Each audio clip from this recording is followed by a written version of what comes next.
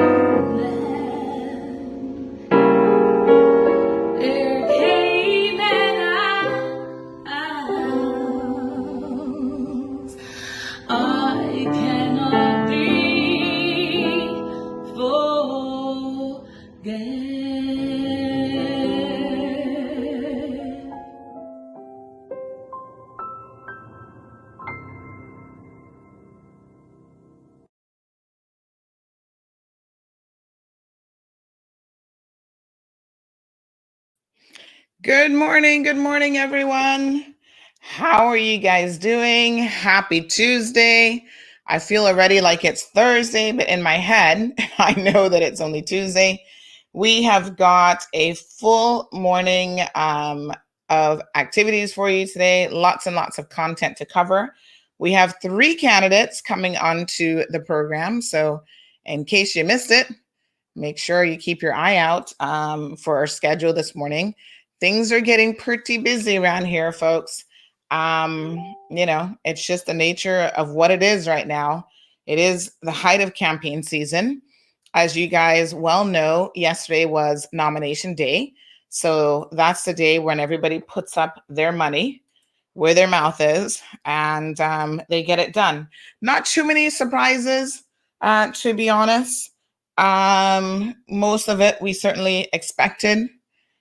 And, there's 1 or 2 little last minute shifts, but pretty much where we said people were going to be is exactly where they are. And quite interestingly enough, there were no shifts in West Bay. There's a lot of teasing going on politically, and we're going to talk about that here in a minute. What does that mean? What are people doing? But politics, that's all I can tell you. Or as Alwick's song says, politricks, which is the more appropriate term for exactly what is happening. So we'll discuss some of those things before our first candidate, which is going to be Mr. Mario Ebanks, comes onto the program. And then after him, we have Ozzy from Bodden East. And then we've got Kenneth Bryan in the last 30-minute slot from Georgetown Central. So now, folks, let me just give you guys a heads up in terms of how this is working.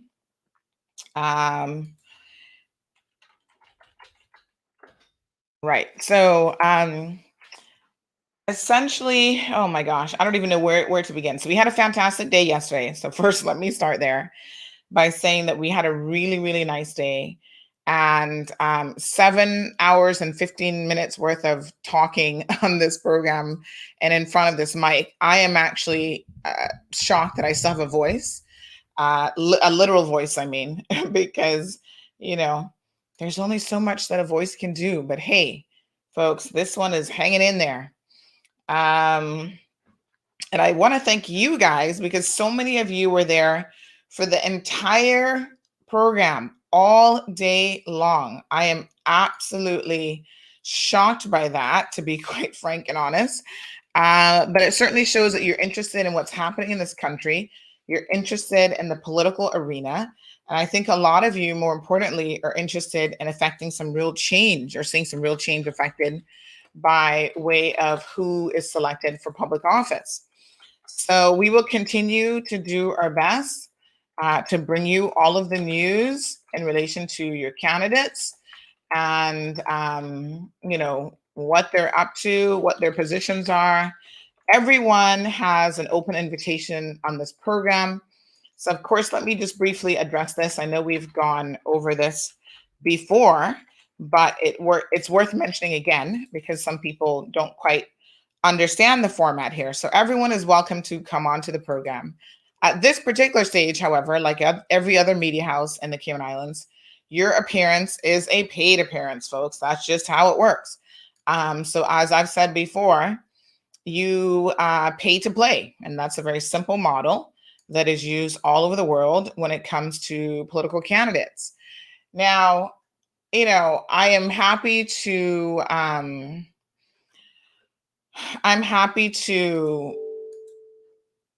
speak with you one-on-one if you have any questions about what we offer and what's available to you.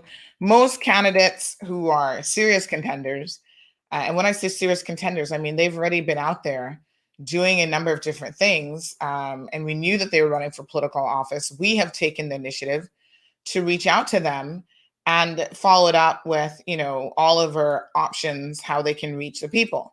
Now, there are some people who are of the opinion that they don't need us, and certainly, candidates will make those types of decisions. It's really up to them, and they can do that. I'm more power to you if you got the connections to just proceed. But you do what you have to do, and I think at this point, anyone who misses the memo that you are running a campaign and it is your responsibility, if you care to try to be a serious contender and to win, to try to reach as many people as possible. So I see some people who are like, a handful of people know them and they've jumped up and they want to run for political office. They've not put themselves out there previously. They have not attempted to show people that they have a voice in this community and what they're all about. Some people have only recently started doing that, maybe since last year, earlier in the year.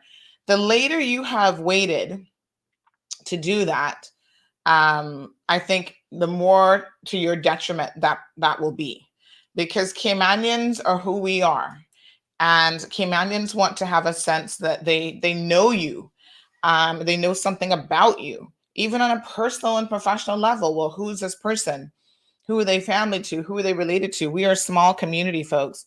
And that comes with the territory of running for politics in this country.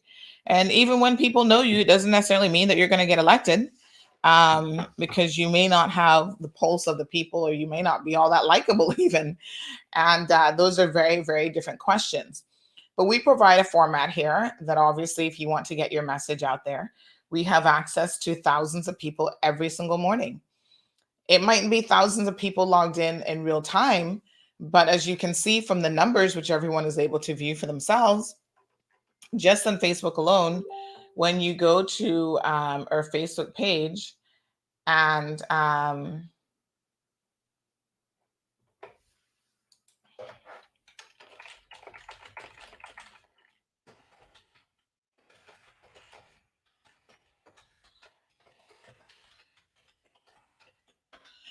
Right. So as you can see, if you go to our Facebook page, you're able to get a pulse of how many people actually view each video every single day. So we have access to additional information that you may not see in terms of our numbers. Oftentimes I do share it with you guys because I kind of believe in full disclosure. But everyone can actually go under videos on the CMR page, and you can see, for example, Kenneth's video, his launch video, which I'm going to play again this morning because I really love that video, which we aired exclusively yesterday during the nomination segment. We posted as a separate video by itself on Facebook, and that video already has 5.8 thousand views in 18 hours. Nomination day coverage, which was the whole show yesterday, that now has 5.4 thousand views. And the beauty of social media, of Facebook, and the whole nine yards is that people can go back afterwards and view the videos. So yes, they don't have to view it in real time. A lot of people, are busy in the mornings. Some people are shy, or they don't want people to know that they're viewing it, which is kind of interesting. I tell those people, go over to YouTube. Like right now, we have 9 people on YouTube, 146 on Facebook watching live. Plus, we have people on the website. But you've got, oh my God, the agouti. Hold on. Oh, he's so beautiful. Oh, he just stopped. Ah, he was so close this morning.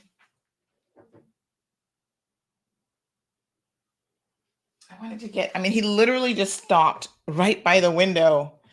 Oh, I was hoping to grab him. I think I got to just set up a webcam that out my window. So anytime he walks by in the morning, he's out a little bit early this morning. Sometimes I tell you he makes 2 trips. So yesterday he made 2 trips. But anyway,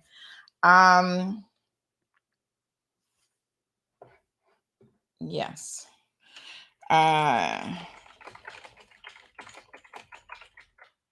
So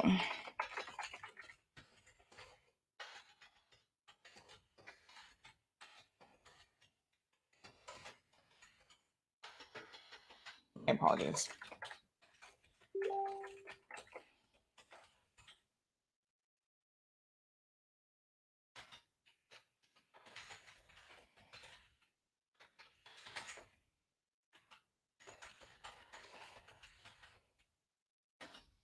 All right. So yeah, candidates have lots of options, folks. There are other media houses in Cayman. I know that the Progressive has exclusively chosen, I guess, the Compass as their media house of choice. CDP, which is in West Base, that's McKeeva, Rolston, and Captain Eugene. Based on what I've heard, they seem to be using Radio Cayman to reach their audience. And, everybody has a choice for sure. And it is what it is. So bottom line is, if you're a politician, you're running for political office, by all means, feel free to contact us. We will send you information. It's one of those things now that this is kind of the 11th hour, and a lot of options are quickly filling up. So we have a lot of people who are saying, I want this slot and I want that slot. Well, your choices are a little bit limited because you have waited so long. And there are individuals who have planned way in advance. Alric Lindsay, folks, is one of those people. Alric is a planner. So he has known for quite some time precisely, what it is that he wanted to do. We have other persons that, again, have planned well in advance as well, including, just had a brain fart, including Kenneth Bryan. Kenneth has planned fairly well in advance also. And so, it is what it is. So that's the best advice that I can give candidates, is simply to get on it as quickly as you can. So listen, couple things here that that I do want to go over this morning, which includes a little bit of news that is confusing. And I'm just gonna give it to you because I don't know how else to possibly explain this. But yesterday, we started getting some news that a Caymanian who has been lost at sea for quite some time may have been found dead in Jamaica. And so it's a bizarre story from the onset. I mean, let's just be honest, right? It is a very unusual story. And so we started looking it up in terms of trying to figure out if the story is true. So I'm going to show you guys what we were sent, and then we can kind of go through.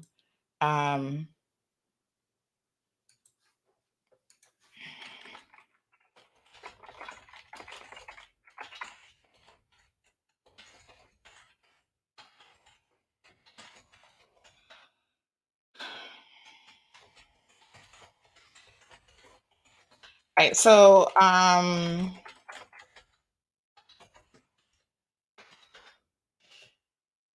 we received some details. Let me just see if I can find the story. We received all these articles yesterday about a man who was found in Jamaica in a burnt car. And it says missing man found in a burnt car. So let me just kind of, this is one of those stories that I didn't even know what to do with it, to be quite frank. But do excuse my manners. I've not even said good morning to our usual suspects. Good morning, Marshall. Good morning, Olivia. Pleasant good morning to you, Irvelyn. Miss Melita is here with us. Thank you so much, Melita. And Barbara's got her tea ready. Larry joining us from New York. Good morning, Larry. 21 degrees in New York this morning. Chilly. In Texas, the poor people in Texas are still, I think they're getting power back, but almost 500,000 people, some 400,000 people, still do not have drinkable water, like water that they can use. Isn't that crazy? Barbara says that she is having some peppermint tea. Good morning, Brandon. Larry saying good morning to his sister-in-law. Big shout out as well to Miss Morna. Yes. Miss Morna has her mug. I made some mug deliveries yesterday. So I saw Miss Morna. I saw Miss Sue. I was trying to find Sanya. Sanya, I was messaging you apparently in an old phone number because that person was like, oh, this isn't her number. But I think they get a lot of messages for you because they said, oh, this used to be her number. So it seems like they get a lot of people messaging them. Miss Jan got her mug as well. So good morning. Morna says, I have my fresh cup of coffee with hazelnut coffee mate. Mess with you. Yes, the way to start my day with the cold, hard truth coffee in her CMR mug, by the way. Good morning to Miss Janet. Speaking of Janet, I know this is the wrong Janet, but Janet Watler, I need to get you. I have to write these things down now, folks, because I forget. I need to get Miss Janet Watler a mug because remember Miss Janet had won a mug some time ago. And then the folks that won yesterday, if you guys can reach out to me on WhatsApp. So I did write those down from our trivia questions yesterday. So I had Monique Watson and John Flemings both won mugs yesterday. So please message me on the WhatsApp number 324-1612. So yes, Mia, she's all linked up with her new mug. So good morning to Marshall says, by the way, I'm in Georgia this morning. I'll be here this week. Oh, nice. That's the great thing about the US. You jump in your car, you drive for an hour or 2 or 4, and you can be somewhere totally different. Irvelyn says, thanks for bringing us the election coverage live and direct. Thanks, CMR. I love Kenneth's video. It has a buzz. Yes, it does. Morna says, yep, using her CMR mug. Doreen, good morning. Thank you for tuning in. Good morning to Mr. Walton. Hi, James. How are you? Andy is here. Thanks, Andy. We appreciate it. Sanya, make sure you message me. Says, morning all. Thanks for bringing us the great coverage yesterday. Savannah, let's bring home Miss Heather. She's well-deserving and ready to serve. I'm going to talk about Miss Heather in a little bit because I think that what I wanted to say in relation to the election before I move on to this thing with this man that has been found, right? So anyone is welcome to purchase an advertising package, come on the show, talk about their positions. I try my best to be very fair and balanced when I have guests on and I'm interviewing them. I ask the same questions. Sometimes I ask the exact same question, like I don't even want to change it up just a little bit. There are questions that might be specific to a candidate that when we have to kind of jump into. But outside of that, I am a voter in this community. And obviously, I have a position on, a lot of different things. So, at the end of the day, folks, it is what it is. I will be sharing my position. So there's some people that I do not think they're even serious contenders in this race. And so if they come in the program and we interview them and we ask them questions and we put your questions to them, that's certainly separate and apart from what my opinion is. And you know what? I said to a candidate the other day, they were asking me for some feedback on something they had done. And I said to them, I cannot lie. I like you as a person and I like you as a candidate, but this specific thing, you didn't really do all that well. I mean, if I had to critique you from a marketing perspective, from a perspective of a voter and so on, I would not have given you an A or a B. You would have been at the C level, and here's why. So a lot of you may or may not know that I have a marketing background. Some of you kind of see that's obvious. I have not only just a marketing background, but I actually have a degree, a diploma, as they call it, in social media marketing. Shocker. So there's a lot of people who are running around here talking about their social media experts, and you can be an expert. Don't get me wrong. You can be an expert without a piece of paper if you have done it long enough and you really understand a lot about, algorithms and marketing in general and social media platforms, and just experience can make you an expert. We know that because we've seen in life a lot of people with degrees and they ain't got no expertise in it. They just got the piece of paper.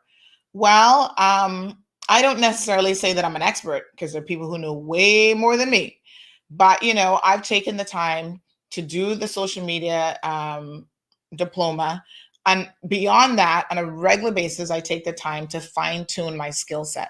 So all the time, folks, I am in constant learning mode. I watch a lot of content. I do online courses. I might not even get a certificate for it, but I'm like, you know what? This is something that's going to benefit me. So I have those skill sets apart from, what you see me doing here. And at the end of the day, sometimes people will actually ask for my professional assistance in that regard as well. So those services, marketing, social media management, all of those things are available to people, including candidates. Although the ones who kind of waited now until the last minute, I just don't have the time. So they're out of luck. But, regardless of that, I just want to put that out there so that people kind of understand. Sometimes they see me moving in a certain way and they don't have all the information and they don't really appreciate what's going on. And so I think it's useful if you have that. Good morning to the beautiful Marva. Marva says, good morning, Sandy. And your viewers, you did a phenomenal job yesterday. Never in the history of media in the Cayman Islands did we have the opportunity to see so many nominations take place. Thank you so much, Marva. I actually had someone from another media house reach out to me. And interestingly enough, they said they were also well impressed. And they said to me that, this is what I envisioned. The person actually said, this is what they said. They said, dude, I was working and missed most of it. But what I did see is exactly what I imagined back in the day would one day be a person interacting with multiple sources that they control. And so technology, folks, allows us to do what we do. Technology allows me to do what I do in a much easier fashion. You would not that it's easy, but it's not like it was, 5, 10, 15 years ago, where physically we needed to have someone at every single location. And so I understand technology. Siobhan, the beautiful Siobhan, good morning. And I understand how we can leverage that technology. We call it in the world of social media, leveling up, right? So I'm always looking to level up my game, to go the next step up, is what leveling up means. Sometimes that means investing in equipment. It costs money, folks, to do this, right? So sometimes it means investing in equipment. Sometimes it means investing in myself, learning something new, learning how to do something. I was talking to a videographer this weekend, and one of my major goals for 2021 is to really level up like my video shooting game, where I can go out there, I can shoot like B-roll footage is what they call it in, videography world, and bring you more content. So I'm aware that Caymanians were used to having Cayman 27. This is your first election cycle without it. And so I thought here on this platform, we needed to find a way to really bring it to you. And that's what yesterday was all about. I'm so glad that you guys really appreciated the content. And yes, it was 7 hours and 15 minutes worth of talking, which is a lot of talking. But as someone said, you did it. And, my mouth is still working. So it didn't kill me to do it. And it's doable. Again, thank God for the technology that I have available to me. And most importantly, for knowing how to use that technology. I mean, I saw other media houses having people at, kind of key locations that they thought, okay, this is a key race. I wish that we had all of the candidates, because this required the candidates or someone at their location assisting. They had to come in on the stream. That's why we called Elvis, because I knew that he didn't necessarily, understand what we were doing yesterday, but I wanted to include someone from Cayman Brac in as well. But I would have loved to have had every single constituent and every single person. That was 50 people yesterday, folks, that got nominated. 50. Not as many as last time. I think last time we had 62 people, and that was a record, but 50 is a lot of people. And we were ready to accommodate all of them, but they have to meet us kind of halfway in order for us to do that. The PPM were not interested. We have reached out to them, even about providing us with information for the Cayman Decides website.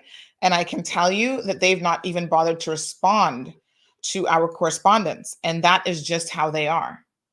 They have their own methodologies that they think will continue to reach the people, and they don't care about anything else, any other format. They just don't give a damn. But to be fair, we always try to reach out to them when we can. I message Alden, not too often, because I don't want to call the police saying I'm harassing him. But I do message him and say, hey, Alden, here are the raw numbers, because Alden is a smart little dude. And I imagine that he's looking at the raw numbers and he's aware of them. But if he isn't, I want to present them to you before I now make a statement about how you can really reach the people. And I'm always surprised that PPM, because of whatever little vendetta they have going on with CMR, which is totally one-sided, trust me, I don't get why you would not use a platform that reaches the vast majority of people. To me, it's simple, right? You want to reach people? Okay. We've got over 32,000 on Facebook, and we have another 15 and whatever thousand on Instagram. And the most amazing part is that our reach actually goes beyond that, because again, we've been over the numbers with you guys. I'll tell you how Facebook works. Facebook doesn't just reach just people who like your page. In fact, Facebook reach goes way beyond that. And Facebook will tell you exactly who it is that you're reaching. Let me just tell you here. Over what period of time. So every single day, the algorithm, the numbers are varied a little bit. And so today it's different than what it was yesterday. But on average, because Facebook, again, tells us this information, this comes up in our little stats window. They will tell you you've reached over 100,000 people in the last week. And I think I saw it pops up like in your notification area. And I saw something pop up yesterday because they send you the weekly numbers, and then they send you the then you can go on the page. So right here it is. It says posts from Cayman Mall Road reached 112,000.7 people and had 136.7 thousand engagements this week.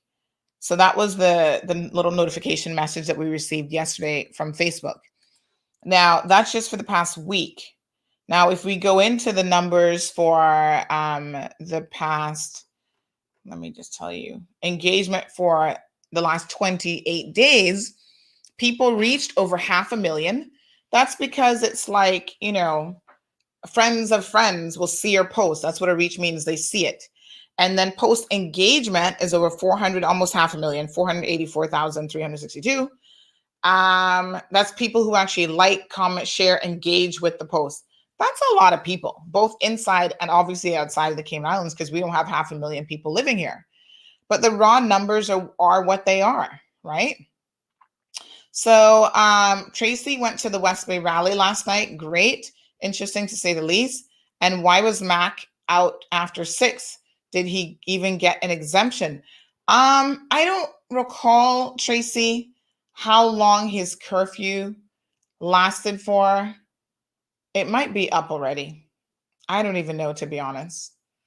Because he did have an evening curfew from 6 in the evenings until, I believe, 6 in the morning. After he was convicted and sentenced to a suspended jail sentence, he also got a curfew order as part of that. Tracy, I don't remember the exact details of the curfew order in terms of the dates. It might have just been a month or 60 days or something. I'd have to try to go back and look that up. But you're not the first person out of interest to have mentioned that. So good morning, Charles. Good morning to Richie. Good morning, Marissa. I don't know who's Marissa is referring to there. I'm aware I'm a little bit behind in the comments. So Tracy's talking about all the good food that people had last night: barbecue chicken, regular chicken, corned beef sandwiches, t-shirts, and flags. Unfortunately, the power went out near the end. My husband and I, Caymanians, were white on rice, laughing out loud. Only white folks there. Tracy, obviously it's a Caribbean country, but we have people of all different shades and colors as part of the Caymanian family. So you may have felt like maybe you stood out a little bit. They probably weren't even paying you any mind, Joe. But yeah, the food sounds like it was top notch at that event.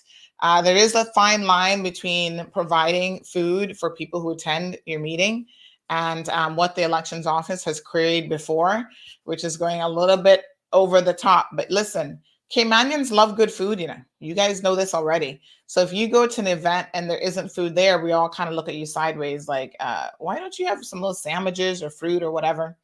So it seems like this meeting had a little bit more with the barbecue chicken. Did they have all the sides like mac and cheese and rice and everything else?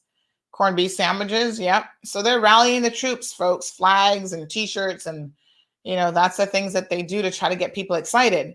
But do not be fooled by all that shimmers, Shimmer and Shine. It's the name of a little show for kids, by the way. My daughter loves it. But all that shimmer and shine and all that looks sparkly and gold-like, oftentimes in the world of politics has little to no substance. That's why they need to give you all of the fluff to get you all excited, because there's not much there when you peel away those top layers. Good morning to Louie. Richie is laughing at something. I'm not quite sure what that was about. So Tracy wanted to hear it live, what they had to say. And I don't blame you, because again, I don't know where they're broadcasting it, but someone sent me, there is someone on Facebook who broadcast it, and it had like 3 live views. So clearly they're not reaching the majority of people in that manner. So Tracy, go out and listen to what people have to say. Good morning to the beautiful Sharon. She says, thank you for your outstanding coverage yesterday. Excellent work. Well done. 19 degrees in Detroit. Hello, Catherine. She's joining us from the US of A as well. Catherine looks beautiful. Okay, Sanya, let me take down your number, because clearly I need to update. I don't know who I've been messaging, child, but that ain't you. But they were nice enough to say, nope, this is no longer her number. All right, so thank you. I will message you later on. Barbara, let me add you. Let me write it down. Barbara needs her mug as well. What's up, me, Barbara? Marshall, thank you.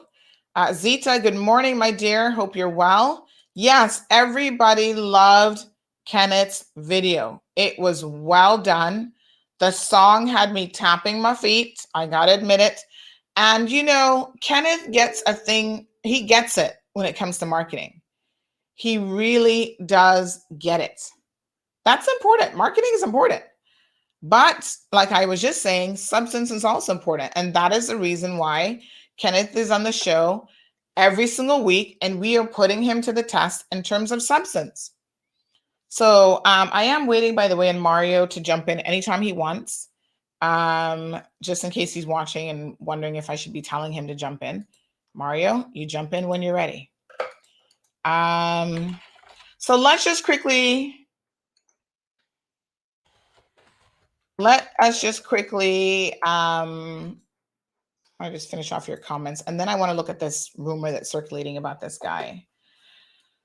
So good morning, Cornelius from St. Lucia. Thank you, my love, for tuning in. Beautiful Beulah. Elvis from Cayman Brack is running on a platform of no weed, no vote. Elvis has even had a shirt design that I must say the design looks pretty good. WhatsApp numbers 324-1612. Of course, I want to hear more substance from Elvis. So, you know, I like Elvis. I think he is, he has a lot of interesting things to say. Obviously, you know, the profanity might have to be adjusted a little bit if he was really being serious about reaching people as an MP, as a possible MP. But at the end of the day, Elvis makes a lot of sense about a lot of different things.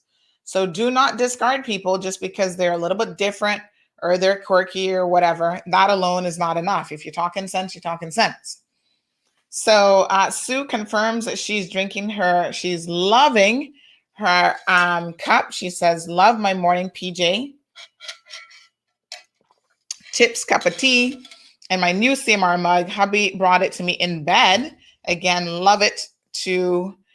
Thanks so much. So what a lovely hubby that after being married for all those years, he still knows how to treat the lovely Sue right. Good morning, Miss Louisa. Bringing her coffee or her tea in bed. And I can tell you that Sue was so glued to yesterday's program that she did not get up out of bed until about midday. And that's okay. Sue's retired. Enjoy life. Sue's going in at McKeeva saying, that's because he thinks he's above the damn law. I mean, who knows? Good morning to the beautiful Janet joining us from Tampa. Janet says, great job yesterday. So I see Mario calling me. Is this the right Mario? You know, I've got more than one Mario in my phone. And I think the wrong photo shows up for this Mario, though. Okay, give me 1 second. I'm going to play the video because I think Mario might need a little bit of help. This is his first time coming in the program. So let's take a quick commercial break, play the video, and then we'll see if we can get Mario sorted out, okay?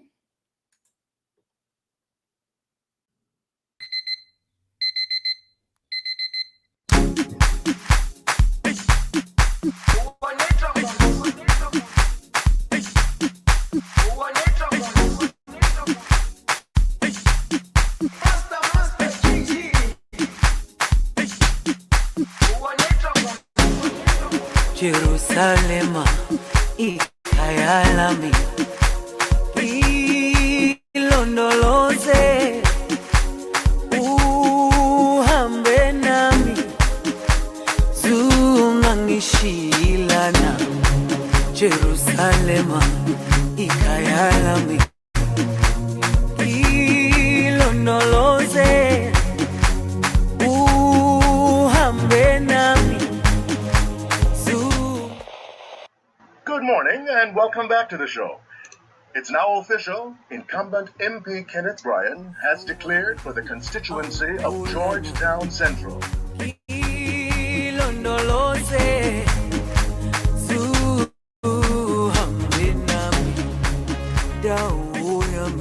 morning, every Every time you see this symbol, I want you to remember, Cayman first.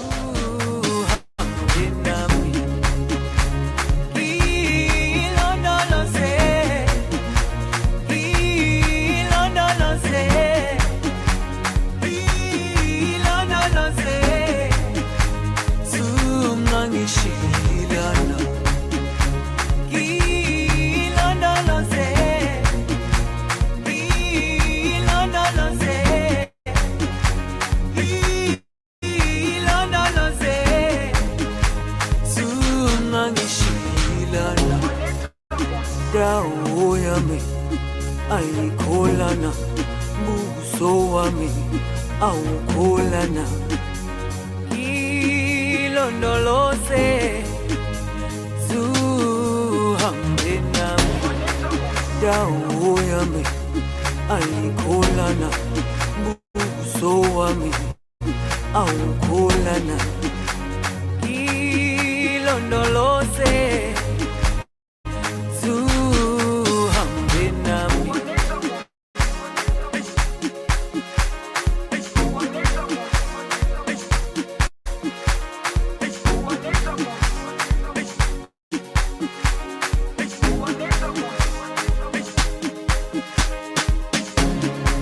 Jerusalema ikhaya lami, ilondoloze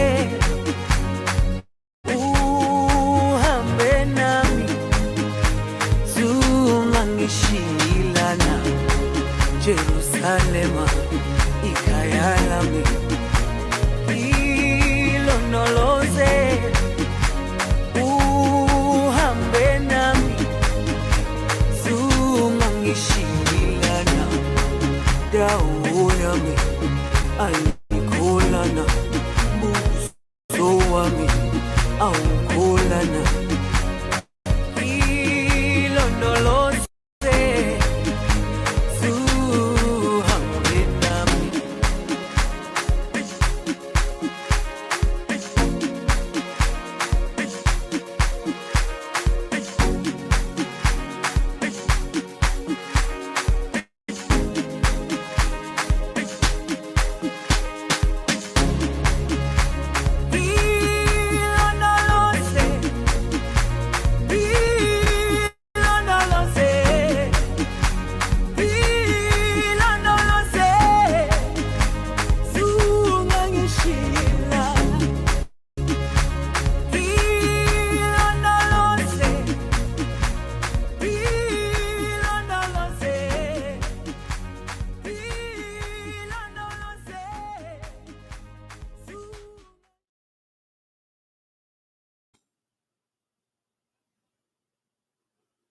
All right, folks. So beautiful video by Kenneth. Again, congratulations to Kenneth. Everybody's loving this video. I see somebody mentioning about the food that they had, including conch fritters. I mean, listen, like I said, I ain't killing the food, because had I known McKee was going to be having all that food, I probably would have drove to West Bay and ate him out too, and still talk the truth.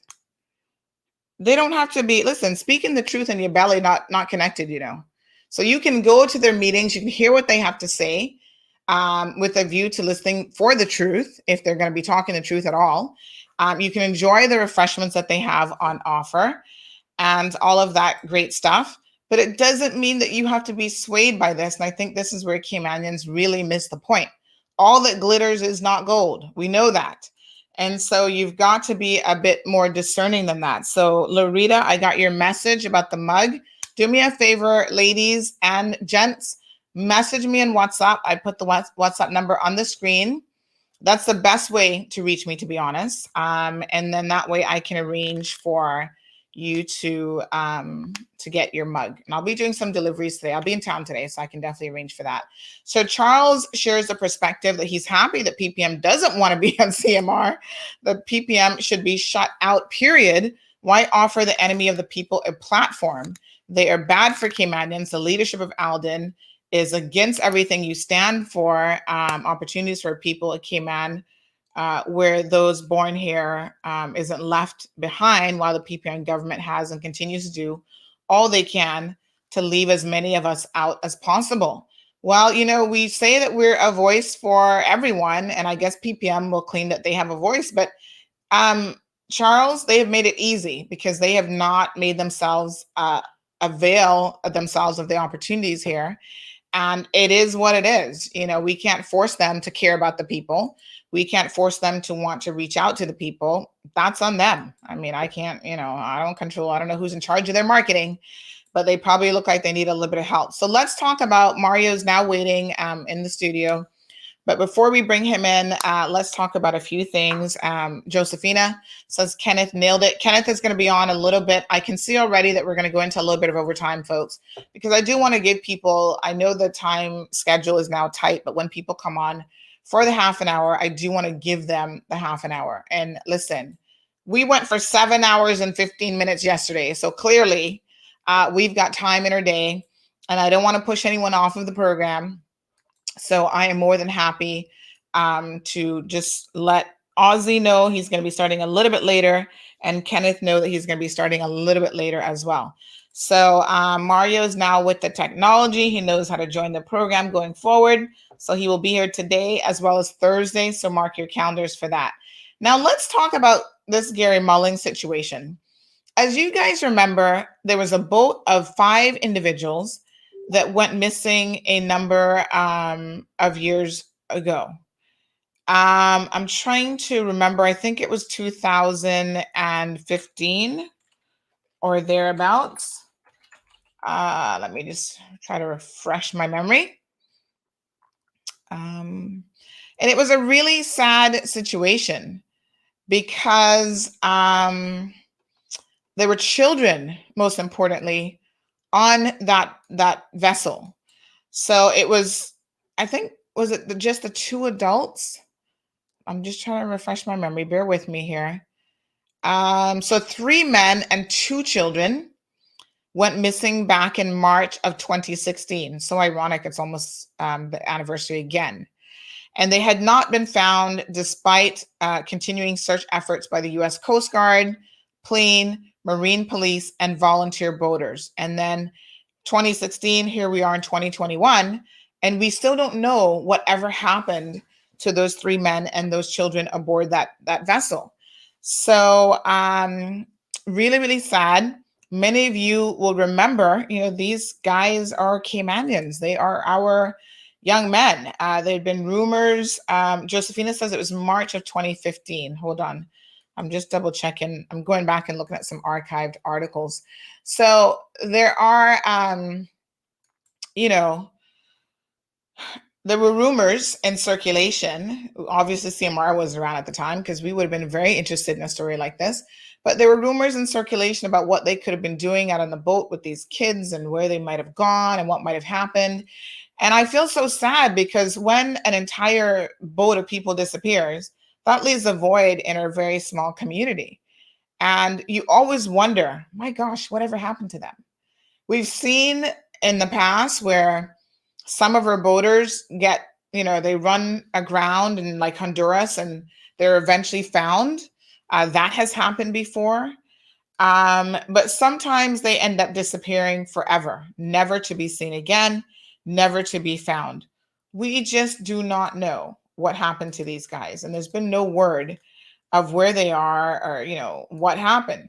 So one of the interesting things about this case is yesterday, all of a sudden, I was getting messages with people who thought that maybe they had been found.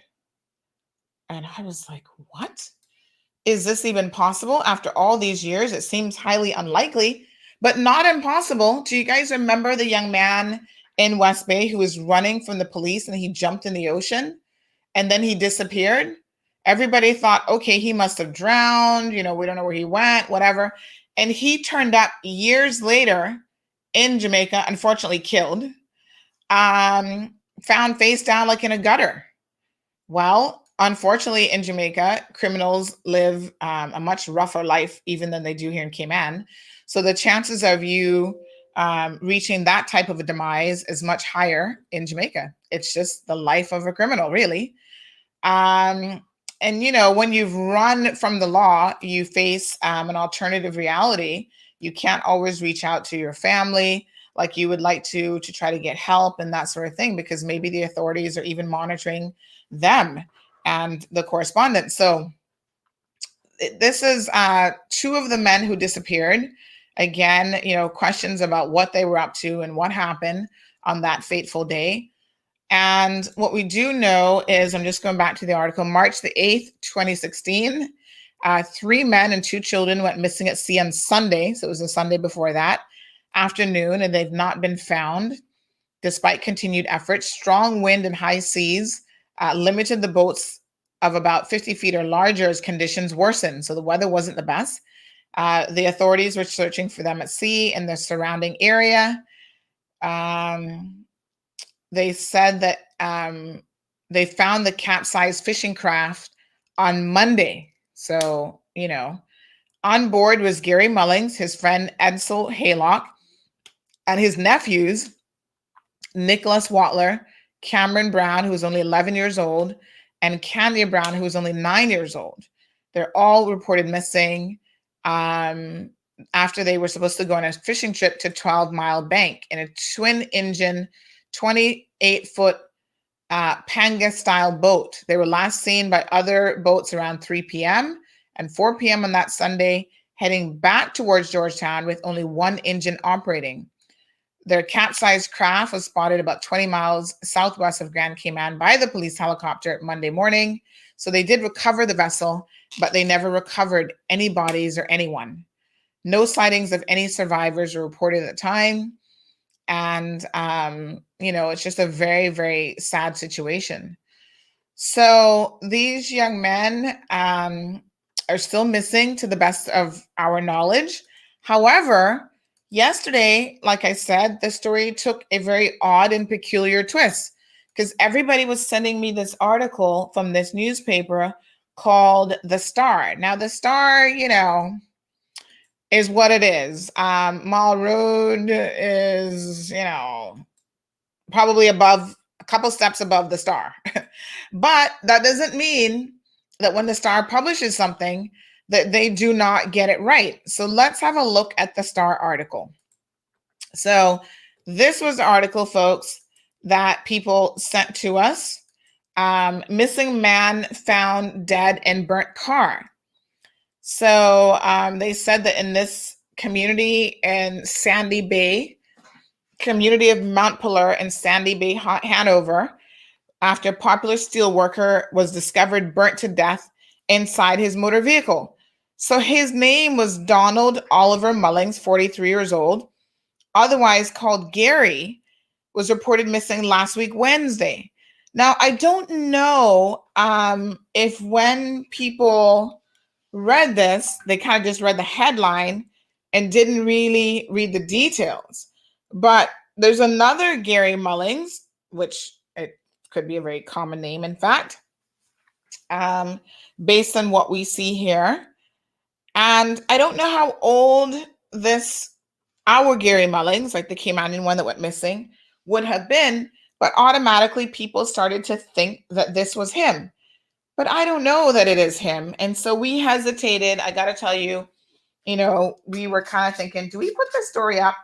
Because I don't really know, and sometimes, trust me, we have learned that it's better to just hold off on a story, say nothing further, do nothing with all of the links that people are sending you, because it's just a red herring. So this particular Gary Mullings, Donald Oliver Mullings, 43 years old, otherwise known as Gary, was actually reported missing last week. And it seems like he has people that know him. Now, here's where the story gets confusing. So this is a picture of the vehicle, okay? When we did a search, so I'm going to show you guys, let me just close out these chats here.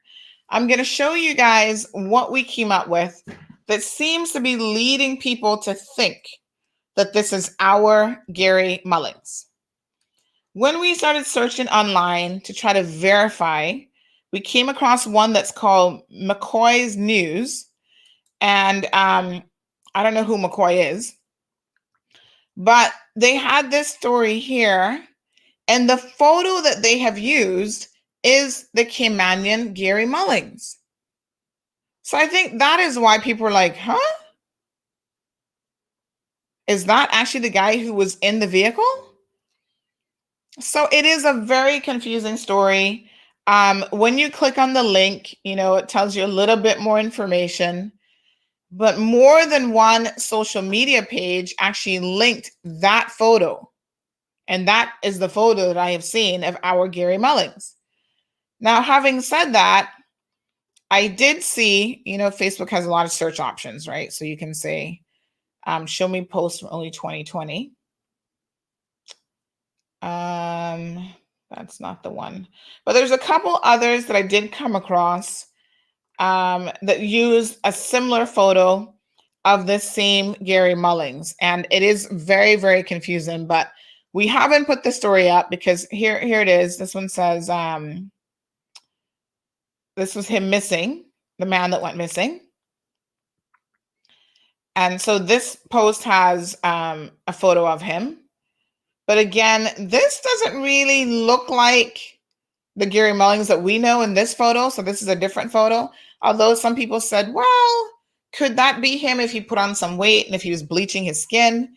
But then the picture down here of this fella is somebody totally different. My apologies, the computer's so slow. So listen, I don't think that this is, after further review and analysis, I do not believe that this is our Gary Mullings, although these two people look like totally different people. I think that someone just got the wrong photo, and more than one social media news site has been using that photo, confusing people. And so now, Caymanians think that, oh my gosh, is this actually that Gary Mulling? I don't think it is. Josephine says he would have been 47 and not 43. So these are the details now that are, a little bit more important. So it is an odd case of probably just mistaken identity, folks. It happens all over the world, in the world of media for sure. There's a couple other sites that had it up and stuff as well. So I think it's safe to say that there have been no real sightings of the Caymanian Gary Mullings. This story in the Star newspaper that was circulating locally yesterday is probably another Gary Mullings. Unfortunately, it looks like those individuals, probably all 5 of them, died when the boat was capsized. And as happens a lot with boating accidents, bodies are often never recovered. And I can only imagine, in this moment, folks, how his family and the family members of all of those involved would be reflecting on this situation as the anniversary of their disappearance is now coming upon us. So it's a sad case of, looks like just mistaken identity.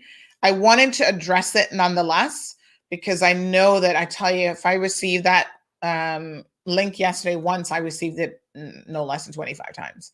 I received it a lot because people were actually thinking that that was the case. And then someone said to me that one of the sisters of the missing individuals was contacted about this as well, and she left for the day. I don't think she was really contacted by authorities. I'm not sure who she was contacted by. But at some point, after a person's been missing for a certain amount of time, you have to declare them. You go through a legal process of seeking to declare them as dead. And it's unfortunate. We've had a lot of Caymanians get lost at sea, never to be found again. There was a tragic case a number of years ago where another boat capsized. Listen, the ocean is dangerous, and guys go out fishing 12-mile banks, and they go out by the reef. And listen, it's not. You got on these little boats, and it's it's dangerous. So Ozzy, we are pushing you back a little bit because we're just starting with Mario.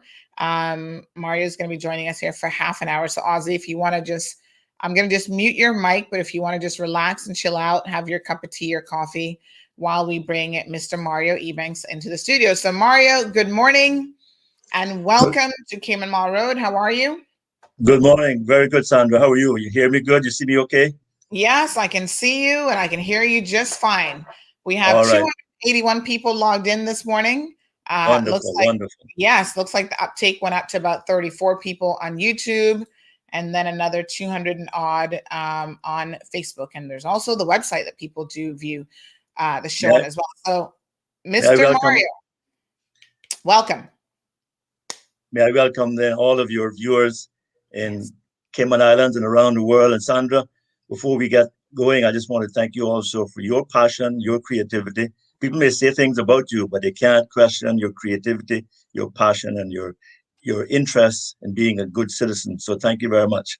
And good Well, morning, West Bay West. Good morning, Cayman Islands. I am Mario Ebanks, Lavinia's husband, 33 yes. years.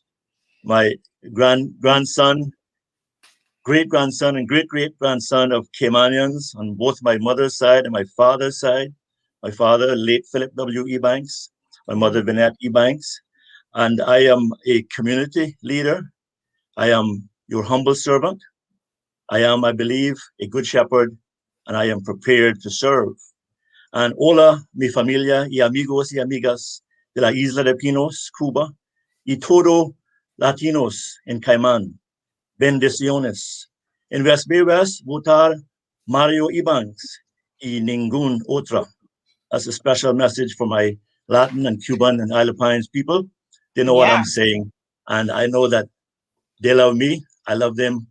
And we are going to take West Bay West in this election and build bridges, not just in West Bay, but in Isle of Pines and other parts of the Latin world where Caymanians are in and have come from. So Sandra, sorry, Mario, 1 second. Let me just pause you there for a quick minute now. You do have a very interesting background, actually, because I know that you guys are bilingual, both you and your brother. It's only two siblings that your parents had two boys, or do you have a sister? no, you need to give me some time if you want to talk about Okay. that. But I have four brothers and Oh, two wow. sisters. I have Okay. And four is brothers and two. everybody bilingual? I get to that. I am when we came to Cayman in Mhm, 1968, October 22nd. I was only 4 years and 10 months. I hadn't mhm, gone to school yet because in Isle of Pines, a lot of English speaking people were there, a lot of Caymanians. So mhm. at home we spoke English, but only Right. when you went to school, especially after the revolution, you had to learn to speak Spanish. So when I came here, I didn't speak very much of anything, but certainly because I hadn't gone to school, I didn't speak Spanish. But I have it in my system. I have Spanish family. Mhm, So I can survive in a conversation, mhm. but my grandparents were from West Bay, and great grandparents, great great grandparents, and as you know, in the early part of the 20th century, in the 1910 or so, a lot of Caymanians moved to Isle of Pines because there's nothing happening here, and Mhm. so my parents were born there, and my and I was born there, and one of my siblings.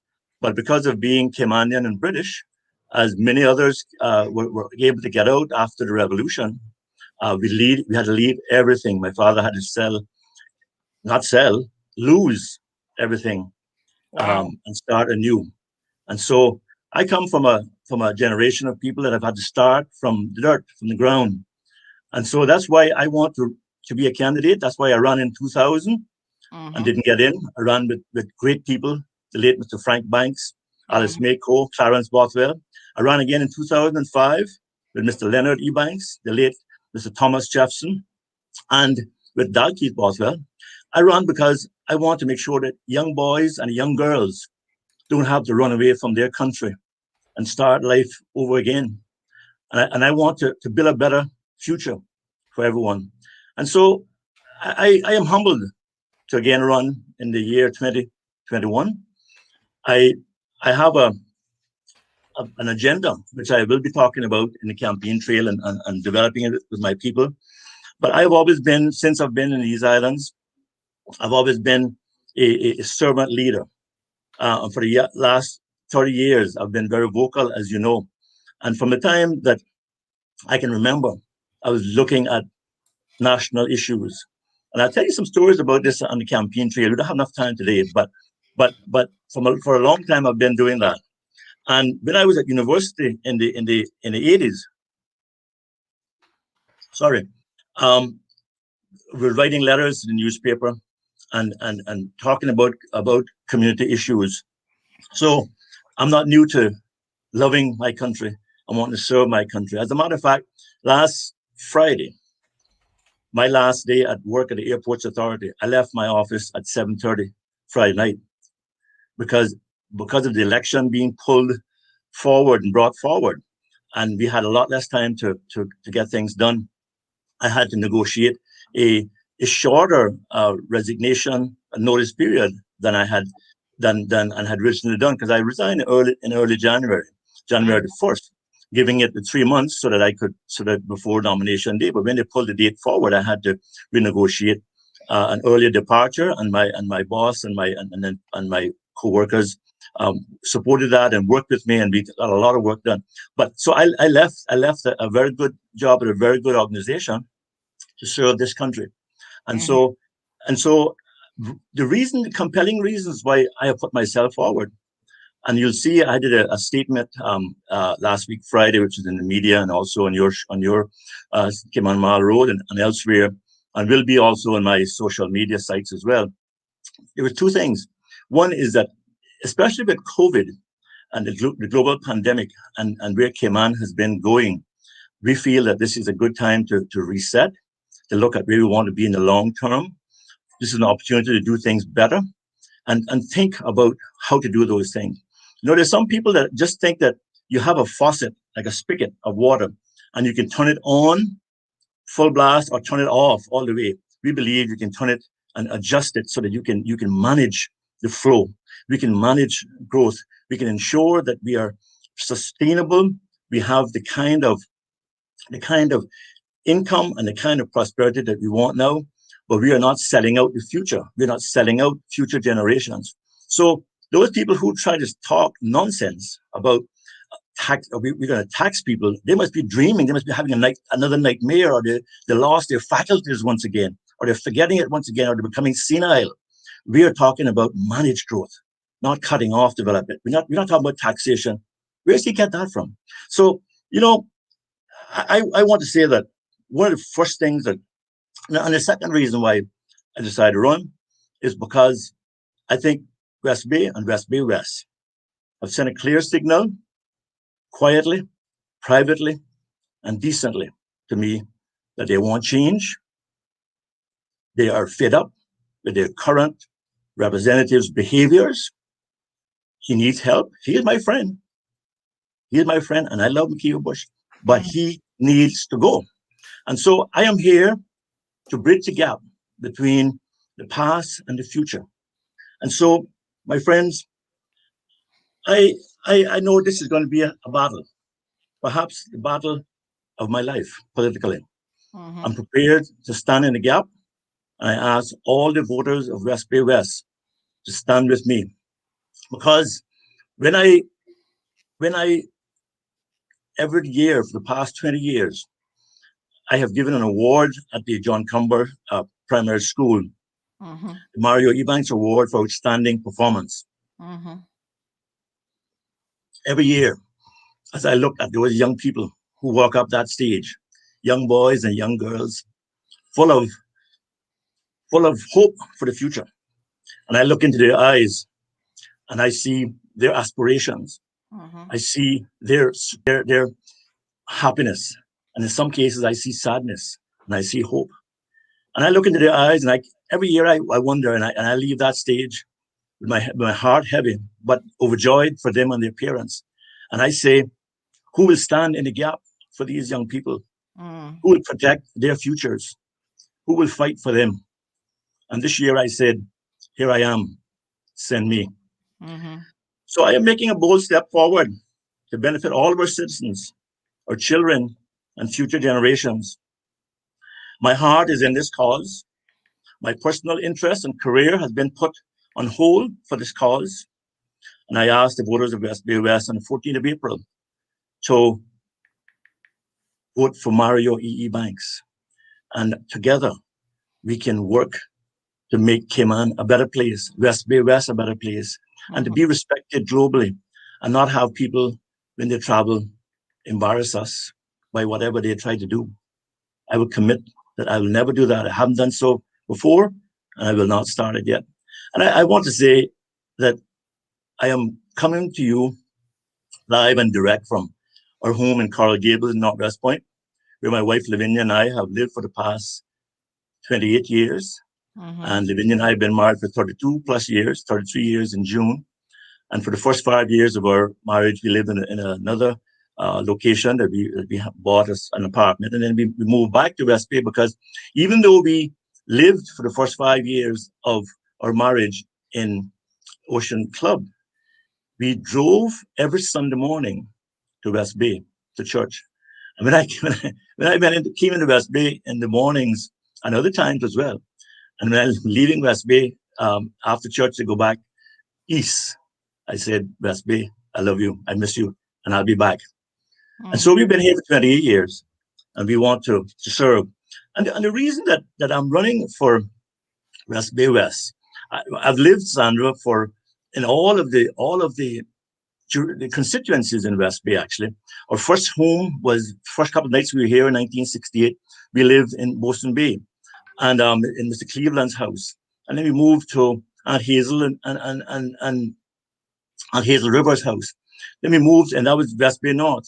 Then we moved later on to places called Genevieve Bodden Drive. Now it used to be called Pond Road, and we lived there at Miss Olson Banks' house, rental properties, and that was West Bay South. Then we moved into Mr. Spurgeon Ebanks' rental home, which is where the Foster's Republics is now. Used to be a home there. As a matter of fact, several years ago, when they were building the Foster's in West Bay, I was driving by one morning to go to work, and we had moved back to West Bay then. And I saw that house that we lived in, the rental house, being, I thought it was being remodeled because they're taking out the windows and all that. And I know they're going to be doing the new Foster's, right? That was when Mr. Louis Parsons was doing it. And so I said, oh, they're going to remodel the house, and the house is going to be a part of the new Foster's, maybe the office or whatever. And I came back that evening, and I said, well, boy. And I came back that evening, the house was gone. It was taken down by heavy equipment. And I said, wow, I wish I'd taken a picture of that. So that was when we lived in West Bay South. Then we moved to Mount Pleasant in West Bay Central. I grew up there most of my life, actually, until I got married in 1988. And then in 1993, we came back to West Bay West. We live here. And the reason that I'm running in West Bay West is that I want to be amongst the people. I want to be able to celebrate with them. I want to be able to grieve with them. My house has always been open, although I want to, when I'm elected, have a constituency office. And whether I am premier, or whether I am a minister, or whether I'm a member of parliament, I want to be in that office and be available to my people. But we live in Coral Gables. So, Cassandra, I am an 8th generation Caymanian. I am a past student of John Cumber Primary School. I've attended Church of God Chapel in West Bay from 1969. One day, my father was walking along the road in West Bay, Sandra, and the Reverend Dewey Johnson, who was one of the missionaries in the chapel churches in the late 60s, drove past and stopped and spoke to my father. And my father, we didn't have a car. We had to start life all over again. And he spoke to him and introduced himself. That was Reverend Johnson. He invited my father to church, because we were attending the Nazarene Church in Isle of Pines, and we started that church in 1969. And I've gone to that church all my life. With my wife and Lavinia, and I were still there. I was the past chairman of the General Assembly of the Church of God. I've been serving in the Church of God Chapel in West Bay. Lavinia is now the current treasurer of the church, and I am the building committee chairperson. And so we've been very active. And as you saw from my statement last week, I have a host of qualifications. I'm not going to go through all of those now, because people will probably get tired of hearing about those, but I'll make sure that they know about it. I've had a varied career in the private sector and public sector. In the private sector, I was the first Chamber of Commerce manager, first Caymanian Chamber of Commerce manager, the youngest and first general manager, a country manager for Esso Standard Oil in Cayman Islands and the Caribbean. And also, I was the first director of labor and pensions serving from 2012 to 2015 before I moved over to Airports Authority as the Chief Human Resources Officer. My wife and I have been very active on various community causes, including Rotary Club and others. And we are now also, we're not parents, Lavinia and I are not parents, but we are on-call parents for many nieces and nephews and other people. And we are host parents for a program called the Children Heart Project, which is a Samaritan's Purse international humanitarian effort. And we are host parents. So we take care of young boys and girls and infants when they come over for heart procedures at Shetty Hospital, and we help to provide for them through our church, through a chapel church, and that kind of thing. And I also, and you probably remember this yourself, because I am a founding member and past president of the Cayman Islands Overseas Students Association. And I remember when you first returned, I think, from university around 2000 or so, you and I spoke about some things that I ran in 2000. Yeah. You might remember that, but I do. And so I was a founding member and past president. And that association is one that helps to provide support, encouragement, scholarships, and outreach for Caymanian students who are going to university overseas and also the Cayman Islands. I was also the founding member and past president of the Cayman Islands Society of Human Resource Professionals, which is my profession. And so I also bridged the gap there. I was the president of Junior Achievement in the Cayman Islands, past president. And that program is one that helps young people learn skills about being business people, entrepreneurs, and good citizens. And so, you know, that's some of me. And may I also say that in whatever role that I have done, I've tried to develop Caymanians, bring Caymanians up. If you talk to people remind me of things every day about what I've done for them, how I've helped them. And some of the things I even forgot about. And I didn't go around keeping a whole long list of all these things. And I've forgotten about a lot of those things, but they haven't forgotten about it. And I think they're going to remember those in the future as well. One of the things that I want to do, and I'll say so from the outset, is I have been very much involved in the labor law and labor legislation and human capital development for many years. We need to reactivate the Minimum Wage Advisory Committee and look at the minimum wage, because the law provides for it. It provides for the renewal of this effort, and it hasn't been done since it was first done, I believe, in 2014 or so. So we're well behind the schedule on that, and we need to do it. I believe that when I am elected, we're going to see great things happen. We're going to work with people who are like-minded, people who don't just look at short-term gain for long-term pain, but we look for managed growth, sensible growth that looks at the future. And we also look at what we can do for West Bay. And for West Bay, things that are coming up on top of the agenda include public beach access and coastal protection, barkers and other areas, hurricane shelter and a multi-purpose hall. West Bay is a big district. We do not even have a special built hurricane shelter. Shame, shame, shame.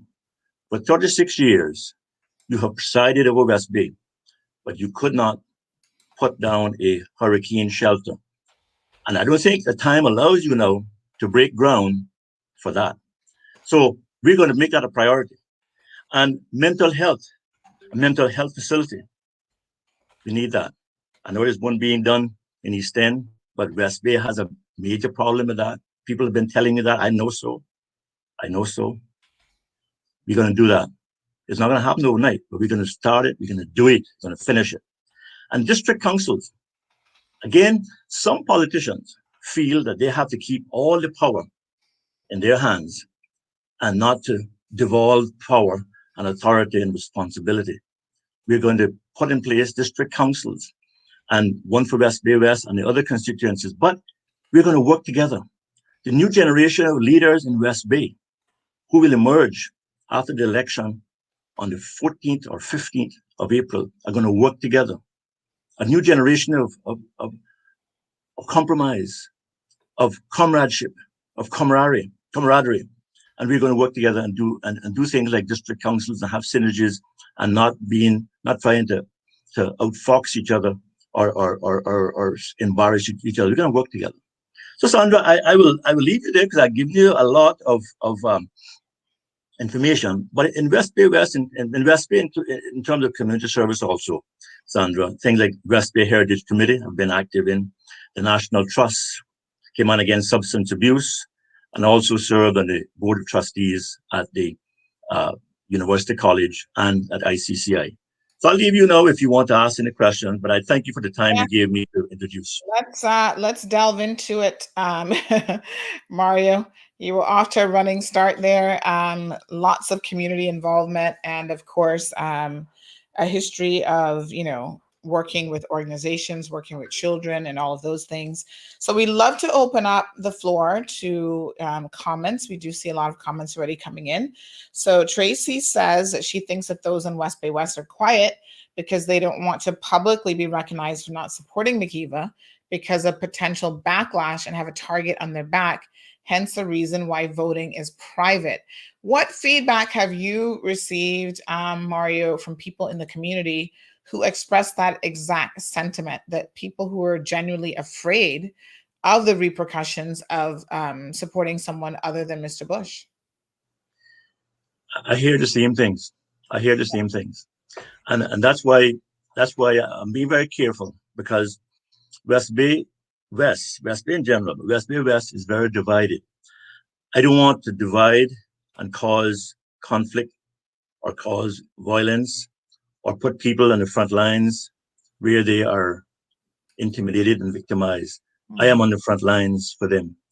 And people are saying to me that they have spoken, people who are big supporters of the current incumbent West Bay West, and they have tried to get word to him that he's done a lot of things for which they are thankful, but also that it's time for him to retire and focus on his family, focus on other things. 36 years is a long time for anybody.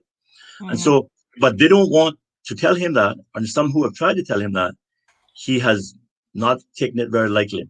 And so I am hoping and praying that people will think and pray about themselves, their future, their children and grandchildren. If they come to your homes, or if you go to their meetings, or they treat you with whatever, take it, or you can report it to the police and have them taken into custody for breaking the elections law. But if you're not prepared to do that, but people are concerned, and they said to me, we want change, we want you, you're the best choice to replace him, but we're not going to go out there and get ourselves in trouble and cause any further strife. And I don't want any more conflict. I want the people to work together, to live in unity. And when we're elected on the poll on 14th of April, and starting on the 15th of April, we're going to work together in unison, a united West Bay, a united West Bay West. Let's move forward together. All right. Well, sounds like you definitely have some plans there. Celine says, God bless you, Mario. Continue to do good things and continue to allow God to lead and direct you. Marissa says, a good man and an excellent leader indeed. So proud of you and wish you success, Uncle Mario. Maureen is saying no audio, but I think that might be her needing to refresh her connection because everybody else seems to be able to hear us. Mario, Troy says, Mario is a professional, and then the most important issue in Cayman, developing all of our people. It's time to replace developing our land with developing our people. So you talked about a number of things that you hope to accomplish, Mario, if you are successful in the election. Now, obviously, some people have compared your fight, and I say that, I mean, your political battle with Mr. Bush as a bit of a David and Goliath situation. Mr. Bush has been in office for probably close to 30 years, if not more than that by now. So he is the incumbent. He's the oldest member of the Legislative Assembly. Also, the most controversial in the sense of there always seems to be something going on that puts Mr. Bush in the spotlight in the public eye. So, it's a bit of a David versus Goliath situation, but there are a lot of people who feel confident that you can win, that you can do it. And I see that you do have some plans and some initiatives in your head. What do you think the chances are if you win and you're successful? How impactful do you think you could be with trying to form a new government? First of all, without sounding arrogant or presumptuous, Mm-hmm. I'm ready to be the premier. I'm Mm. ready to be a minister. I'm ready to be a deputy premier, or I'm ready to be a member of parliament. And if I'm not elected, I'm also ready and prepared to remain a good, honest, loyal, law-abiding, decent citizen. Mm-hmm. But I think that, with what I've been hearing, what I've been feeling in my heart, and the plans that I have for the country, and the plans that I know that God has for me and for our people, that we're going to win. We're going to win. And, Makiva Bush is my friend. I've worked with him. As you know, Mm-hmm. many of the things that he boasts about, like labor law reform, like pension legislation, like low-cost housing, a lot of those things could not have been done if I was not there in the trenches with him. As a matter of fact, if I was not there, I venture to say that pension wouldn't have got done. Low-cost housing would not have got done. So what I'm saying is this: I have a record of getting things done. I know how to do things. I have been in the public sector. I've been in the private sector. So I have the private sector zeal, but I also understand how the public sector works, and I can get things done. And I believe in working with people, and people that I have on my core group for this campaign. And there are many others who are waiting in the lobby to come in. We're going to do things, and we're going to do things not by Mario Ebanks, by all of us together. So, Sandra, but one of the first things that I intend to propose to the government, of which I hope to be a part, whether it's on the front bench or back bench, is that we do an amendment to the Constitution to bring in force limited term. 20 years maximum is how long you can serve as a member of parliament in the Cayman Islands. This thing about 36 years, I know I want 4 more years because I want to have 40 years. Mm-hmm. The days of that kind of thinking should be over. We can't allow the House of Parliament in the Cayman Islands to become a convalescent home for people who want to stay there until they die. Mm-hmm. We have to provide for succession, give young Caymanians the opportunity to move forward. And so one of the things that I want to do is, and I will propose it if I'm elected, is to do a constitutional review of minor things, and limited term being one of the first things. So to be restricted from an open-ended, from the cradle to the grave term to a limited term. We have a limited term now, as you know, for the premier, but I'm talking about limited term for all MPs, 20 years maximum. Then you have to take a break. You want to come back, you can, but you can't stay in there forever, because people, get ingrained, and they also have that entitlement mentality to say, "Well, no matter whatever I do, I'll find a way to get back in." Mm-hmm. So, and also along with that, Sandra, with limited term, I also want to put in place a recall provision so that the citizens can activate a recall of their MP if that person is totally gone berserk and lost his or her faculties or misconduct or whatever. They can recall them and remove them from their seat. But that is augmented by a proper code of conduct for parliamentarians. And when I ran in 2000, we did something which we call a contract with the people, which I intend to do again in this campaign. That sets out our conduct standards and what we will do if we don't abide by those standards. So I think that there's a lot of things. And what I would like to do, Sandra, if you don't mind, unless I got more time, is on Thursday when I come back on your show, we talk about some of those issues, and we can dig into those a bit more, because I wouldn't want to start them and then you tell me that bye-bye. It's soon time to go. Yes, limited time, limited time.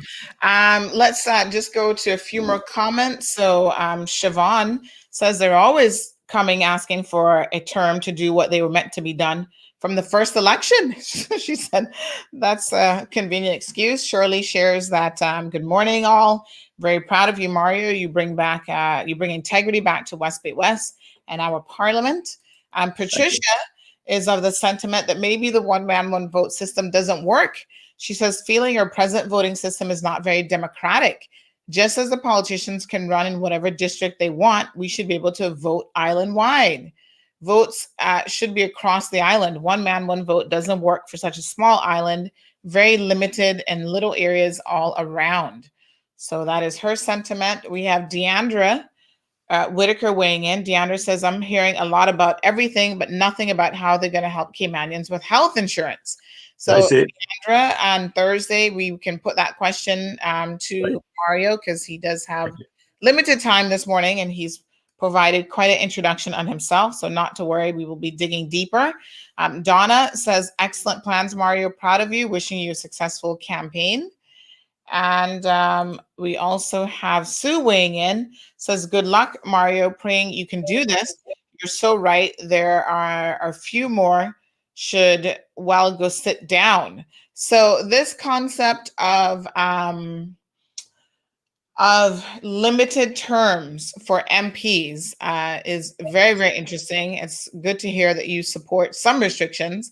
I think 20 years is still a long time. 20 years is a long time to get a lot accomplished. Most professions, you're lucky if you survive 20 years as a lawyer or doctor or anything else. So I think as a politician, that should be more than sufficient time to get the job done or to get out. Interesting that you also talk about a code of conduct. Let's spend a little bit of time discussing that before you have to leave us this morning. A code of conduct, particularly in light of what has transpired with your opponent in West Bay West, not just in this last incident, but a number of different incidents that have made people pause over the years, about what he's been up to, is an interesting concept. How do you see it being fashioned? What do you think a code of conduct should include? So, for example, here's a very direct question. If someone has been arrested and convicted for anything, do you believe that they should be able to sit as an MP? I don't believe so, Sandra. Obviously, the case with the current incumbent for West Bay West is well known to everybody. And we know that he was charged, he pleaded guilty, and he was sentenced. And he was given paid a fine and also given a suspended sentence and had to go on a curfew for 2 months, which I think ended a week or so ago.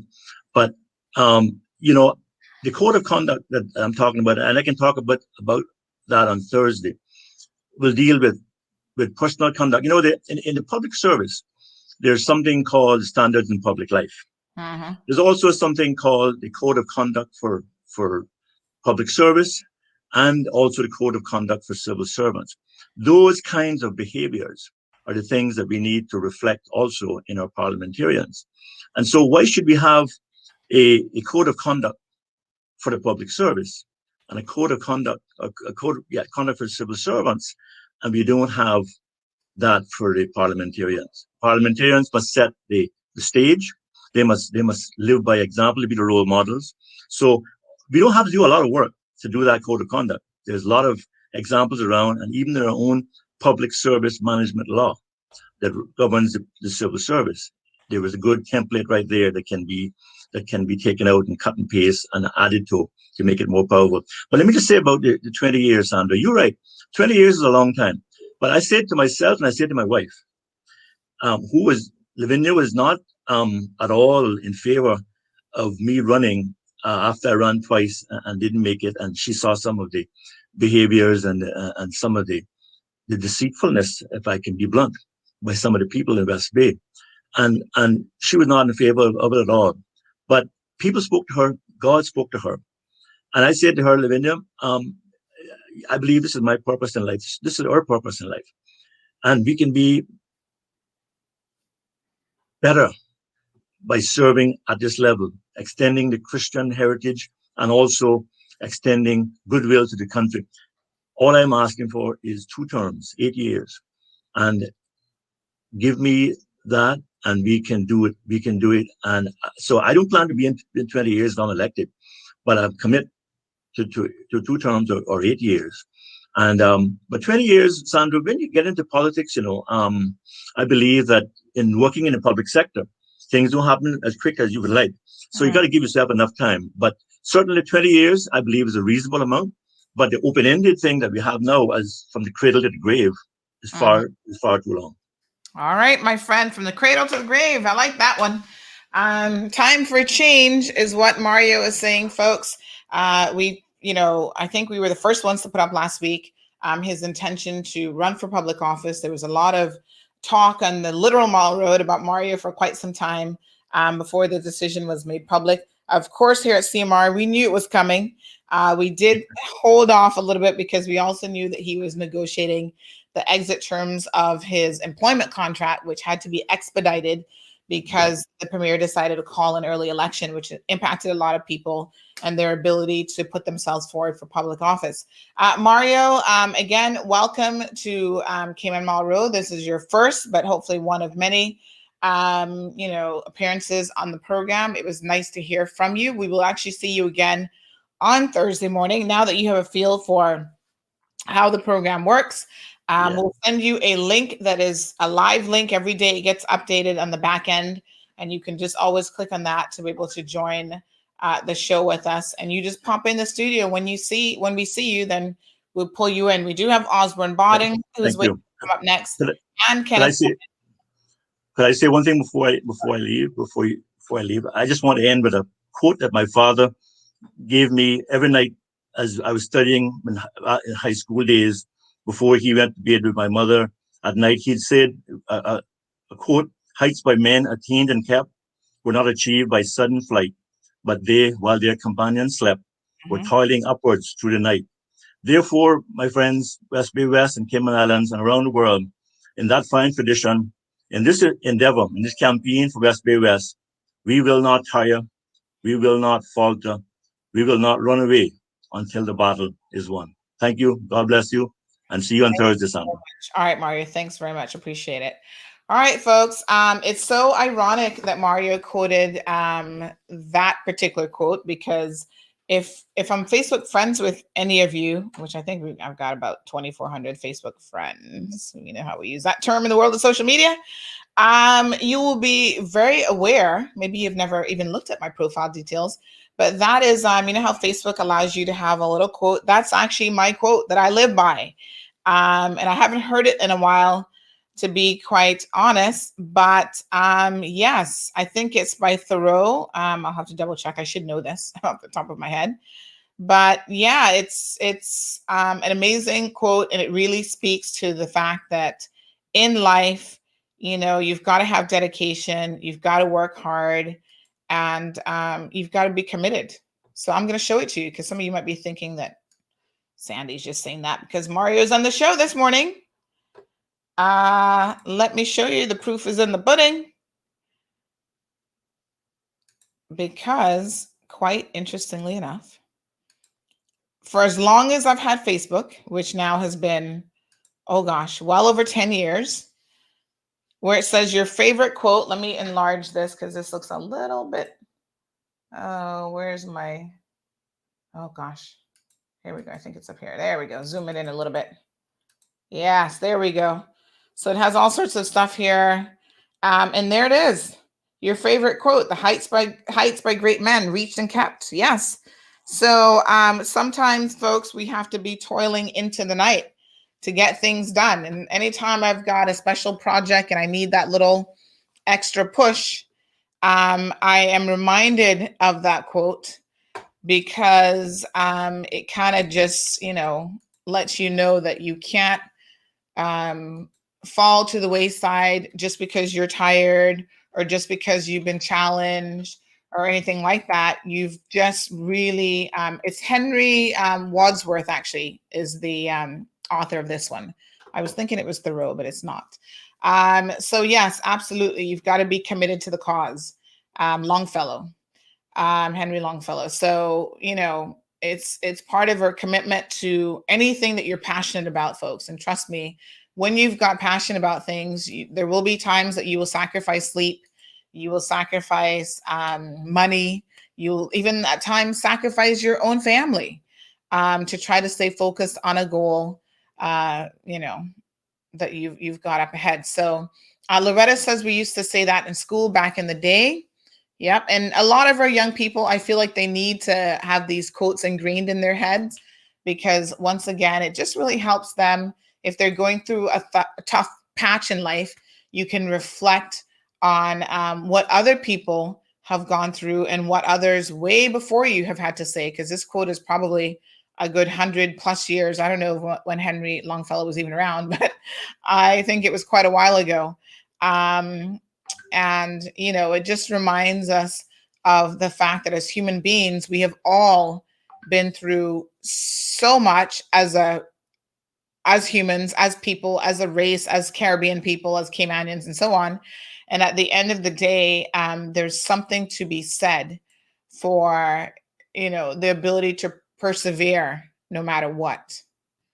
Right. So Longfellow was actually born, just a little interesting tidbit, in 1807, and he died in 1882. So long before any of us were around. But you know what? It still makes total sense, and his quote still stands true today. So Miss Harvey, Miss Lotus Harvey's watching. Thank you so much. I love that profile photo of you there.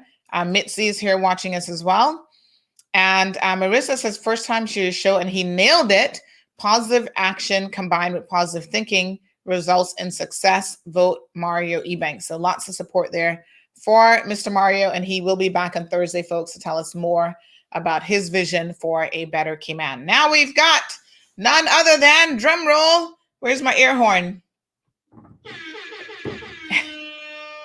None other than the one and only Ozzy Osbourne, aka Ozzy. Look like you got a haircut. Yeah, man, I had to take off some of the gray. You can't do anything when because I refuse to use the Just for Men. Okay. I don't like when that turns green and orange. So. Oh my gosh, I hear you. So listen, Ozzy, yesterday was a big day here in the Cayman Islands. Love the flag that you got in the background. Well, yeah, trying to get this little camera sorted out here. My kids set me up, and I'm trying to make sure I do it justice, you know. Yeah, absolutely. Well, as you can see, I love my Cayman flag. I've got the flag on the computer screens behind me, the other flag on the wall, and that's what we're all about, right? It means a lot to us. That's why we're here. Yeah, for sure. So, Ozzy, you had a great day yesterday. You got nominated, one of 49 other people.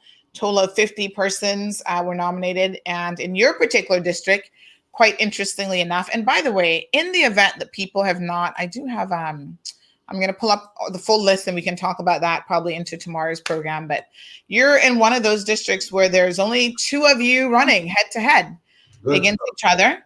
So you are running against Dwayne John Seymour. And like anybody else, I guess you've got a battle up ahead, and you're trying to reach the people of the community to tell them what you stand for. Now, as someone who has been, Ozzy, in elected office before, you know that obviously people are going to judge you by your past performance. And some of it has been good. You've accomplished certain things in political office, and some of it may not have been all that great. You admitted last time to having made mistakes. And you said that, you know, at the end of the day, you're looking to move forward. Your heart is in the right place, and you're hoping to be given another opportunity to represent the people of the Cayman Islands. So let's get to it and talk about some of your solutions and vision for the people. The last time you were in office, Ozzy, you were with the Progressives, and you're no longer with them. Now, there's a lot of chatter on the Mall Road, and you know how it goes, honey child. We're the official Mall Road these days, but we are very in tune to the unofficial Mall Road what the streets are talking about. That's why we're called the Mall Road, because we bring it to you. So there's a lot of chatter, Ozzy, even yesterday. There's chatter about what's happening in West Bay. Lots of comments about, especially in West Bay South, where Tara Rivers has now removed herself, about who's aligned with who. And when Raul comes on the program tomorrow for West Bay Wednesday, we're going to be talking about, what his vision is for West Bay. And he's going to have to address this rumor. Because unfortunately, the biggest concern that people have going into this election is that the progressives and CDP doesn't get back in. Gotta be 100% square and honest with you. And that concern, oh my God, Ozzy, there goes my little Gucci again. He's not. And he's moving very slowly. You know that Gucci predicts who's going to win. I've told you this before. So you're in good stead this morning, my friend. Oh. He walked right back. Go. Yeah, this is his second trip for the morning. I don't know. Lately, he's been making 2 trips this week. I don't know what You got your own, what's the one that they use for the winter? The octopus. This is their own Caymanian version of the winning octopus. No, man, the one that the groundhog that sees the shadow in winter. Yeah. But this Agouti has been busy this week. Something got him going back and forth twice in the morning. So he was up earlier before 8, and I was going back again, which means he'll come back. Anyway, listen, I'm going to keep an eye on him. I think I need some reporter to catch him. But so our little Agouti, Your man has changed. Back in the day, when I grew up as a youngster, all our guys in Bodden Town, the older men, you see them in the evenings at sunset, as you know, with their shotguns slung across their backs on their bikes. And those Agoutis didn't have that kind of luxury. Now they're free to reign. Yeah, I saw an Agouti chasing fowls the other day, so that's everything's changing. Yeah, well, some of them are free to reign. Trust me, I know a lot of Caymanians that still love Cayman rabbit. Oh yeah. And I'm trying to keep this one safe. Because even my cousin yesterday was like, yeah, I come and look for that. My mom loved that, but I don't like it, but she loved it. Yeah. My cousin's like, yeah, I come in to look for your Agouti. And I said, oh, no, you're not. But anyway, Ozzy, there is this question of allegiances and alliances, and everybody in the background is, oh, this person's talking to this person, and groups are talking to each other. And anyone who's anybody right now in the world of politics knows that there are discussions that are happening behind the scenes. Now, I'm not always privy to tell you the details of those, although I may know because I talk to a lot of people. I think the bottom line is people are keen to put the right people in. So the first step is getting elected. The second step is who will form the government and who will be working with whom. Right. And the question has been put to you before about your allegiance to the progressives. And I think if we dig a little bit deeper into, why you left the progressives, why you cut ties with them, people might have a better sense of exactly where you stand in terms of that issue. Exactly. So what happened in a nutshell between you and the progressives? Because listen, the progressives seems to have a lot of power. So we've seen Kenneth Bryan, for example, he's waiting in the wings. We're going to bring Kenneth in a little bit. He has left the progressives. Alva Saku has left the progressives. Now there are talks that Alva is back into the progressive fold. So people always wonder that this power that they seem to have over people, I don't know if it's Alden's personal charm or what exactly does it, but it seems to pull people back in, that there is a draw that the progressive seems to have over otherwise right-thinking individuals.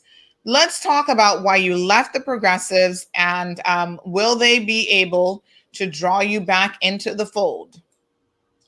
Hey, thank you, Sandy, and good morning to everyone watching and listening. If I could back up, permit me to back up 1 second and just say once again, thank you for the folks that nominated me yesterday. Thank you to all the folks that came out and supported, and also to congratulate all who have put themselves forward, whether it is an incumbent or someone new. Congratulate all of you, because it is a big step. It's a large commitment. It puts you and your families at great sacrifice, and everyone should be applauded whether they're worthy of office or not, whether they have the capability for office or not. The fact that you're taking a stand for what you see as issues that concern you and your country, everyone should be applauded, first of all, for that. So I just want to make that clear. I listened to Mario just now, and I want to congratulate him for taking a bold step and leaving his steady employment and making going up against what is a political giant in West Bay. That's not an easy task, but he's fought that fight a few times and come out on the losing end. So I'm pulling for him this time. So having said that, now if you could go back to your question, Sandy, concerning myself and the progressives. I've said this before, but when we lost the elections in 2017, myself and Minister Panton and Minister Archer, that was 3 members of cabinet that were removed from the ticket. The progressives, I guess, found themselves strapped to put together what has now become known as the coalition government, the unity coalition government. And one of the things that was done at that time was to go to West Bay and basically use Mr. Bush and his colleagues at the time. It was both Bernie and Captain Eugene to form the coalition. Now, I can't second guess why that was done, because at that time I'd taken a back seat, as it were, and the party is not an active party. I want to make that clear. The party is not functioning as a party. There's an executive and there's the premier. Okay, and there's some movers and shakers around the place. But in terms of the party functioning as the party that I became a member of, which is a party with a large number of members, a national council, and an executive, which should meet on a regular basis. The executive should meet at least monthly, and the national council should meet a few times a year, where you have the general members provide their input and get feedback and hear from the leaders. All of that structure, which was properly constituted with the progressives or the PPM back in 2001, I think it happened when the original form. The party was formed on the right basis, under the right guidelines. A lot of good people were involved, and we had wide support, island-wide, a good cross-section of people from the Cayman Islands. And like I always said, if the PPM didn't work, I couldn't see any other structure working, because it was, to me, at the time, everything that needed to be a grounds up movement. And that's why it was called the People's Progressive Movement. Mm-hmm. Okay, so we then rebranded ourselves in 2013 as the Progressives, but it'll always be the PPM. So the coalition was formed, and it was formed, as I said, with the assistance of the West Bay members. Mm-hmm. Well, that was the first how should I say, the first bone broken in my back, because I have always been on the opposite side of the fence from politically from Mr. Bush. Like Mario, I have a social relationship with Mr. Bush. I respect a lot of the things that he's done in Cayman over the long tenure, and we can't argue with that, but he's also brought his office into disrepute on a number of occasions, whether as an MP or lately as the Speaker.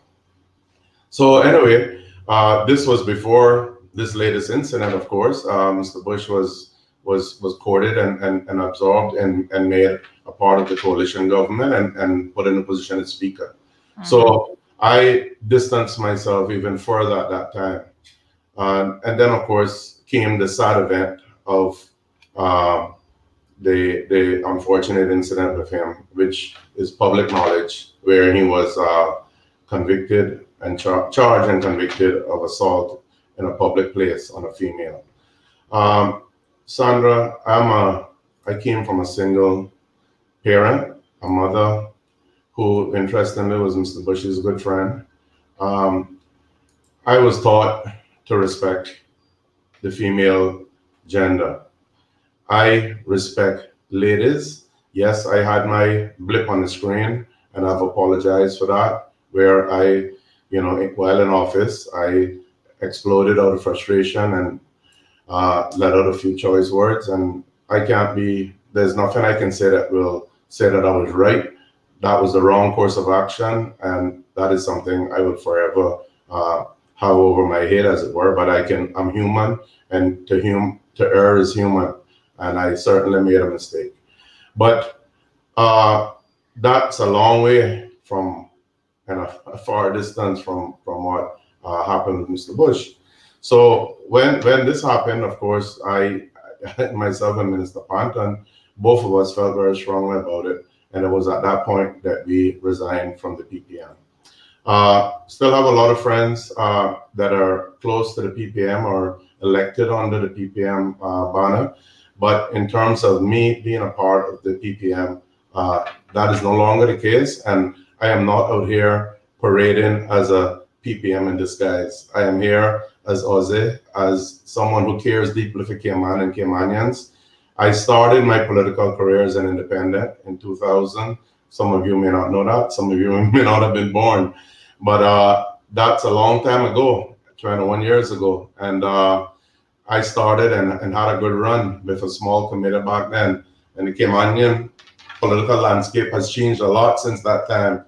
And, I'm here now with Minister Panton and Mr. Bodden, two people of integrity, two people that I know got my back and I got theirs. And that's a good feeling when you have that loyalty and you have that support. And we may not be 10, we're only 3, but we are, as you said, it's no secret that we have to talk and find people of like mind and try and put together the sufficient numbers, because it will take people that can work together. One of the things that the Premier says, and I know that this is something that he says and he rightly says, is that it takes organization to form a government, and you can't come together with a bunch of different agendas and have a government, because it's not going to last long, put it that way. You have to come and trash it out beforehand, that you are on a similar platform. Every single issue may not be nailed down. Every single issue may not be the same. But I believe Cayman has always had, if you think back, Cayman has been always a bunch of independent, except for the recent years of UDP and PPM. And then way back in the early days with Mr. Armand Panton and the party system back then.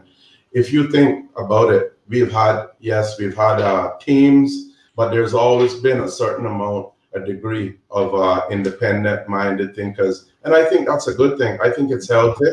I think that those people, as long as they're respectful enough and professional enough, they can sit at a table.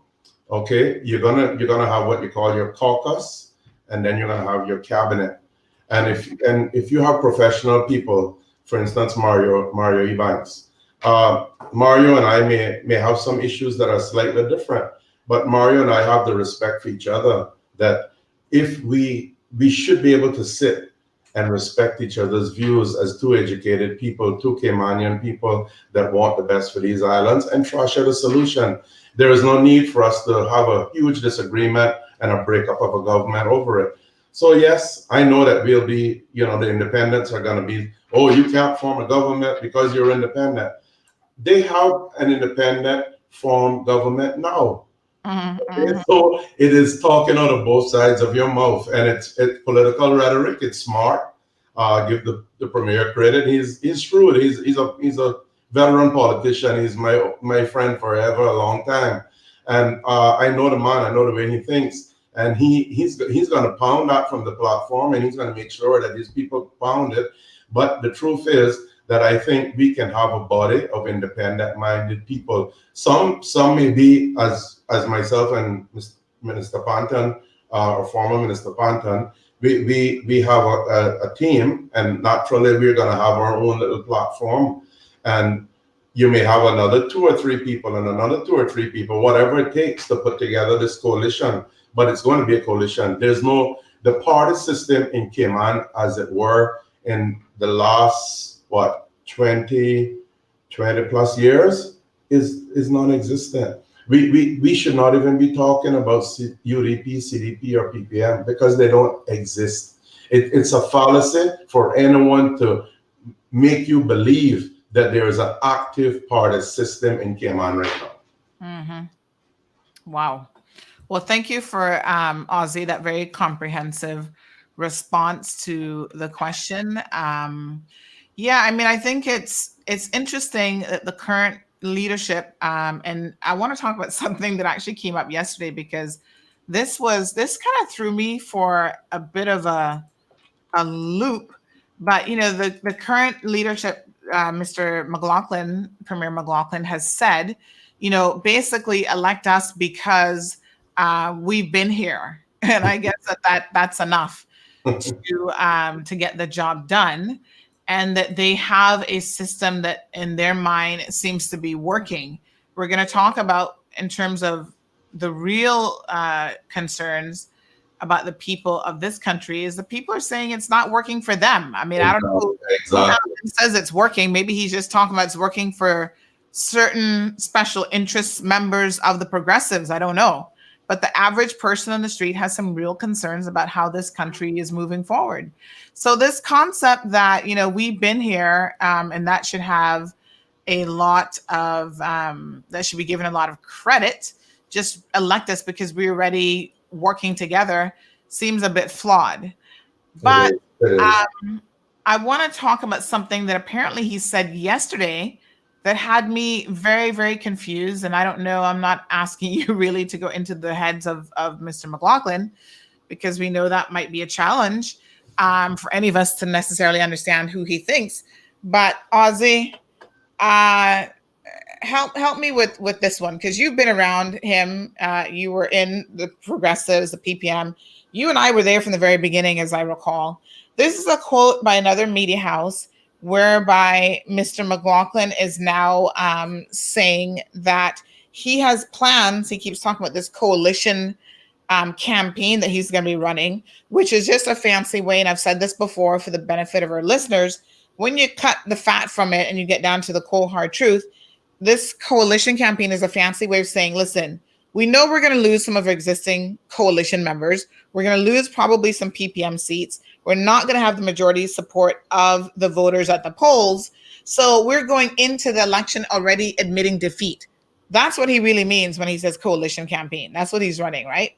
A half-assed campaign on the basis that he's going to have to form a government with other people. So he's been working hard behind the scenes, doing a lot of talking and trying to court a lot of people, a lot of independents. So he even went to East End.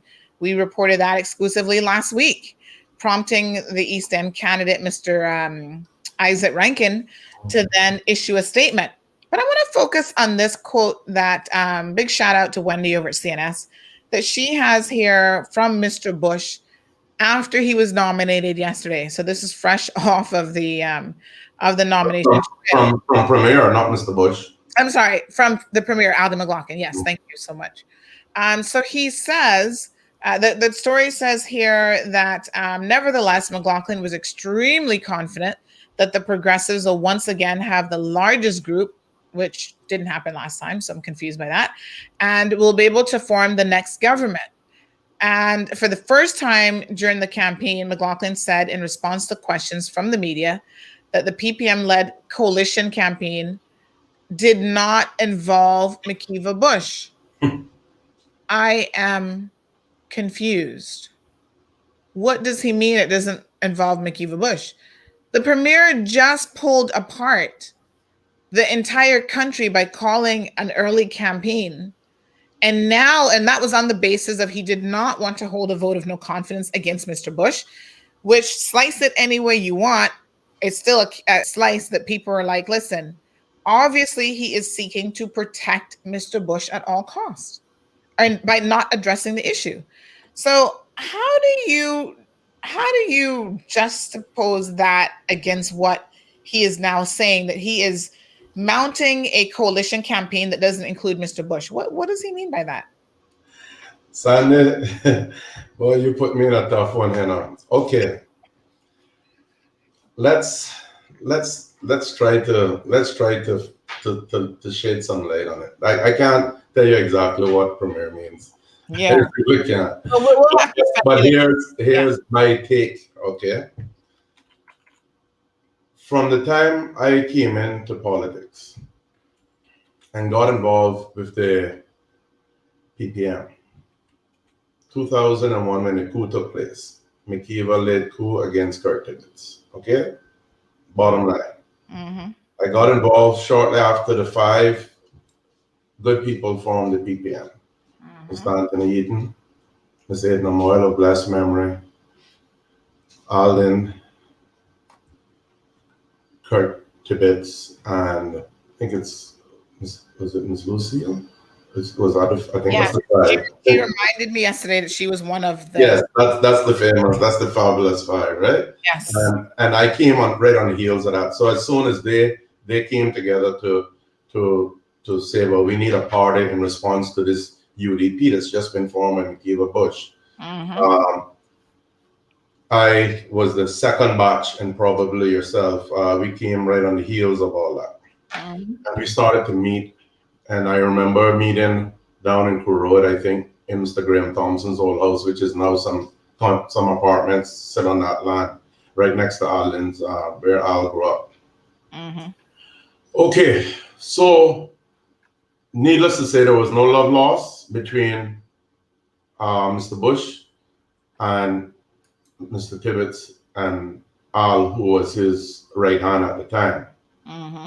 So that history has come up 21 years. Mm-hmm. That divide was maintained. The PPM, the progressives, the UDP, the CDP, always that divide. So the coalition saw for the first time 2 people that were at odds, who even had a lawsuit between them, coming together under one umbrella. So everybody said, oh my God, this is, wow, politics is a strange business. And here we have the 2 polarizing forces coming together to form a government. Mm-hmm. Well, I don't condemn anyone, because we are all Caymanians, and at the end of the day, we have to live here and we have to work together. And if they were big enough men to put aside their differences, so be it. Okay, so now we arrive at now.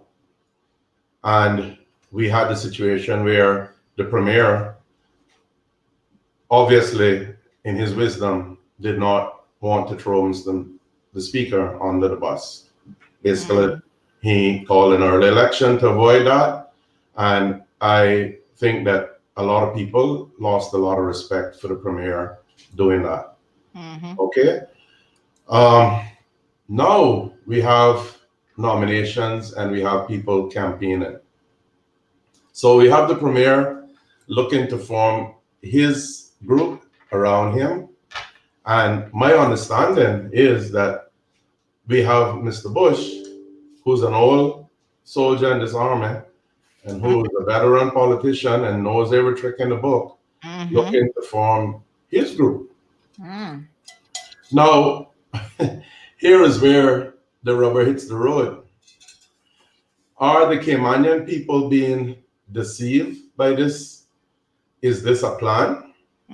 Is this a genuine breakup, divorce again?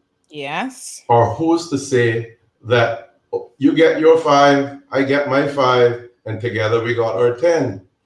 Now, I've served with these good gentlemen. I've not in the same government as Mr. Bush, but in the parliament with him twice. In government twice with the premier, and as I said, 40 years of friendship. Now, I kind of know a little bit about how they think, and I don't put it past either one of them, because the parliament is a bit of a fraternity. They look out for each other in terms of if they feel they're on that attack. And those who are in there want to stay in there to the best of their ability. Right. Now, I can't tell you that those two good gentlemen will not see it fit to marry again after the elections. I can't tell the people of Cayman that. What I can tell the people of Cayman Islands is to be wary of both and to not take any sides at this point, because the common word I am getting on the street, and I have been on the street, believe you me, at least in my constituency, is that they both need to go because of actions taken to protect one another and because of actions taken on their own. Yes. You know, I've been a loyal friend and soldier to the Premier ever since. And I know I may get shot down for this, but you know, he hasn't extended that loyalty back to me. So, you know, the way I see him defending the incumbent here in Bodden Down East, I wish I had a fraction of that support when I was there with him. And he came up here the other day, a few weeks ago, at the White House for a function with the incumbent. And he said clearly, he made a statement at that function. And many of my supporters and the younger people have taken note of it. I can tell the Premier that. Where he said that they were halfway across the river and should not be turned back and you should not change a good thing. And basically, to ignore, his words were to ignore education and experience and who's the right man for the job and to leave him with what he has because he's happy with that. You know what that tells me? The Premier wants people around him that are backslappers and counters to his policies and to his views. Osbourne Bodden has never been that type of person. And I am not going to my grave being that kind of person. Amen. I see. I love my Cayman Islands. I love my people, but I stand on my own 2 feet and I have my own head. It's a big enough head to have a little sense in it.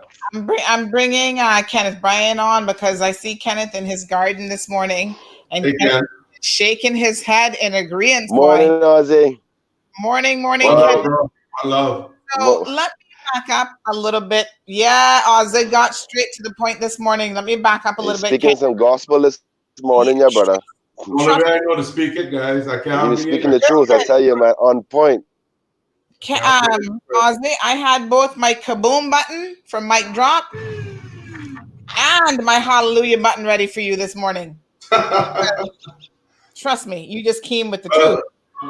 Guys, when I made this decision, I knew it was going to be a rough road, and I was ready for this because they said the description of insanity is if you do the same thing every day and expect a different result. We're going to have to make some changes in Cayman. We need to stand up and talk it and speak it for our people. I am not out there for the past 8 weeks knocking on people's doors, feeling their pain and their suffering and coming here to be a hypocrite and to play politics. I am here. Cayman needs statesmen. It's time for us to really have some statesmen and women in Cayman. And the time is now. And COVID, the pandemic, has given us the opportunity to fix a lot of things. Amen, brother. Let's back up a little bit. Sue says, can't put the wrong people in the wrong ministries. It's crazy how Alden did that the last time. Yes, thrash things out, talk about it, talk about the agreements. Siobhan says, yep, precisely, Ozzy. Even a lie repeated enough times becomes the truth. Yes. Miss Oline is watching us. Mitzi says he's even been to North Side. So the Premier has been from the east to the west and in between. So let me say this, Ozzy. I'm very, very pleased that you reminded us, the good people of the Cayman Islands, of the long history with the remnants of the UDP. Basically, they just renamed themselves. Only God knows why. The parties didn't change. The mentality didn't change. It's still the same UDP. Now they're the CDP. I think they just wanted to work in the name Cayman into their party name, and that's why they did that. But even the early days of how the progressives, formerly the People's Progressive Movement, got started was a direct result of Mr. McKeever Bush and his actions at the time and what he had done by removing Mr. Kurt Tibbetts as leader of government business and the things that he had to say about Kurt Tibbetts at that time. were the most. Oh, Kurt Tibbetts is a sloppy drunk. He's this, he's that. All he does is hang out at Dirty Reeds. Do you guys even remember where Dirty Reeds was? There's the whole landscape. The building is gone. The road is gone. You might not remember it. But trust me, these were the allegations that now Speaker of the House used to throw at Mr. Tibbetts all the time. So much so he mounted enough people to remove Kurt Tibbetts as leader of government business. Couldn't be stand by Alden, according to him at the time. The twins, David and Christopher, couldn't stand him. I mean, every day the twins, one of the twins, I don't know which one, but at least one of them, if not both, would get on the radio, would lambast Mr. Bush. He has no integrity. He has no this. He has no that. Vote him out. Don't support the CDP. Don't support the UDP. And that went on for many, many years. These were two parties who couldn't be more juxtaposed. It was like oil and water. And then when you get to more recent events, we see the premier somehow in his mind being able to put all of those things together and forming a coalition government with the same individual that he lambasted for years. Now, this is where my little emoji-con, this image here is most appropriate. Okay, this is that like look on his face, like really. And sometimes I feel like I have to use this on the premier himself. What on earth? How did this ever happen? Well, the world of politics is funny business. I'm actually trying to look for that coalition photo again because we had it up here the other day of all the horse trading that went on the last time. Sandra, if I could add a little something to this narrative, because I tried to warn you about this about 3 weeks ago because I saw it coming. Right. Ozzy said so many truths this morning, and I'm so glad that he did, because I know it's not only me thinking so. But the reason why they join hands together is because there has been a movement to move away from the party system. And the only way that they could have survived in the first place was banding together. If they had stayed apart, the party system wouldn't even be a discussion today. It would have been all independents. Everybody would have run away from all the parties because, like what Ozzy said, they're not operating correctly. Parties can work, but the principles around party system are never abided by. The constitution that is there, you're supposed to be held to the principles of the constitution, not the person that's in charge of it. And that's what happens in the progressives. I think that the reason how I knew that this whole narrative was going to happen with the early elections and all that is, and that you now hear the premier is saying, oh, he's not going to have anything with Mr. Bush. Here's what I believe the strategy is of the Honorable Premier. And like Ozzy said, and I agree, he's a very smart politician. Don't you take your eyes off of Mr. McLaughlin. He does not want to go into an election fighting against Mr. Bush. Right. Because the party is already weak. He could not afford to piss off Mr. Bush because he would be surely done now. I mean, he's already admitted defeat by saying he can't even run a slate that can form a government. And I'm waiting to hear what his argument is going to be about. You have to run a party because they can't form a government. Like Ozzy said again, truth and truth, the cold hard truth, should I say? Because that narrative is no longer going to work. But the plan was, he knew that the circumstances, and I knew as well, nobody wants to go into another term having a matter which is perceived across the island as an assault on a woman, and all the negative things that come along with it in the next administration. I would be blown away. Any 10 people who make the majority puts Mr. Bush back as speaker. And the premier knows that. But what he had to decide is, okay, if I oust this man now, I know Mr. Bush, and all of us know Mr. Bush, he's a political animal. He's going to come, skeletons are going to come up, all kind of chatter is going to happen, and then you have Mr. Bush coming after the progressives as well. He's already having a war now with the independent newcomers who have a mind of their own. Like what Ozzy said, who are not going to be dictated to. And Ozzy, you are so right. That last point about Alden only wants to put people around him that will just do as they are told. He never wants to attract people who are strong in their own thoughts and stand on their own 2 feet. He wants yes people. And I tell you the truth, I know some candidates who've been. Kenneth, let me just stick a little pin in there. That is why he's choosing Roy McTaggart as the next leader of the PPM. Because Roy is a nice man and he's also a yes man. And Alden will be behind the scenes like the puppet master, pulling all of Roy's strings and telling Roy what to do. And we saw it last week with Roy. When asked what his position was on the whole Makiva Bush situation, what did Roy do? Roy looked at Alden like a child would look at his parent. I'm with Alden, whatever Alden said. And that answered the question. Listen to this one, guys. It's a little humor to it, but it's true. I think Al has become a ventriloquist because he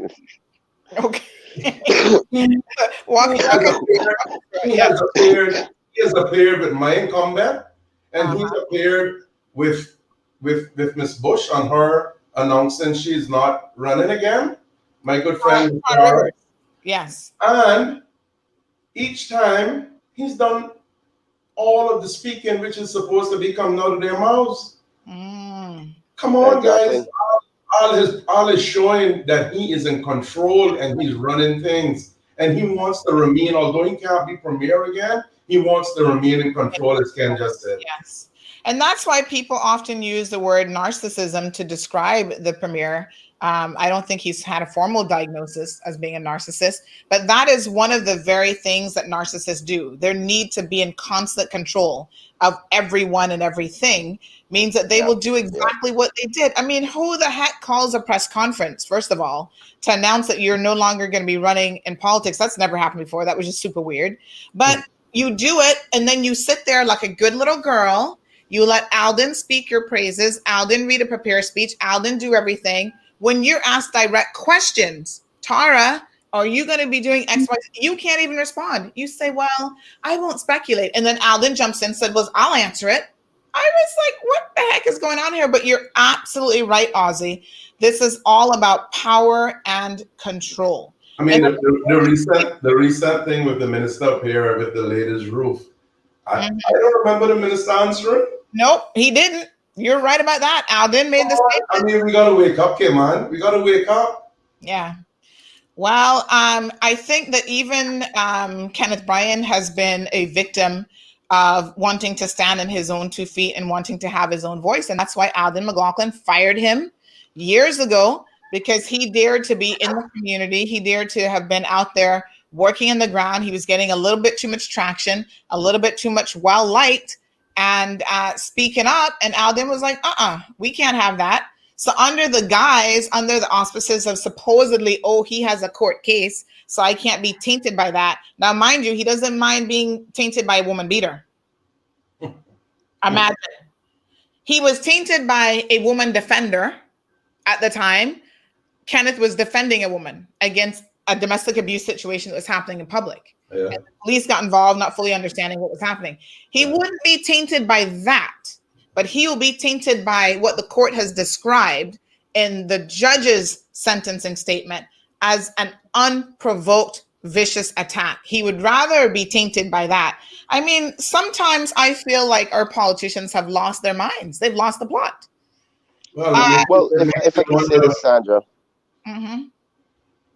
Go ahead, Mr. Bodden. Go ahead first. It begs the question, not long, Ken, thanks. It begs the question, is there something that they're afraid of each other disclosing on the other? What is this marriage that seems to be a love-hate relationship? Why do I always have to kowtow to you? Why can't I come up against you the way that I used to? Yes. And let's talk about that, because I did find the photo again. I want to read some of the comments here, because even Sanya makes an interesting comment. So this was the initial, what would have been, I guess, the initial government. And then that was the second one. This was the second one. God, I couldn't even keep up. Yeah. And then this fell apart. And then there was a third one that came in, which was led by, because as you can see, the premier is nowhere in this one. There was then a second one that came up that was then led by the premier, and eventually came the United, what is it called? Unity Coalition. Yes. So let's look at some of these comments, because I think the comments are very, very telling. So Sanya says that I was a member of the Progressives, followed them everywhere like a wounded puppy, getting into many battles with friends and loved ones until I wised up and realized all that glitters is not gold. Some good people are still running with them. Good luck, Ozzy. Siobhan says they both need to go. Anne agrees that Ozzy is telling us something that we can understand, and quite frankly, that the people need to know. Cameron always has a good sense of humor, says that you're making this sound like a romance novel. But to Cameron's point about it being a divorce, listen, sometimes marriages of convenience, and we know all about those in the Cayman Islands,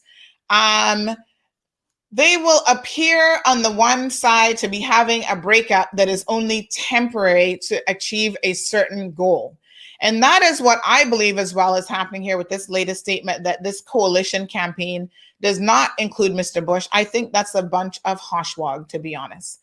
I do not. You know, Sandra, Yes.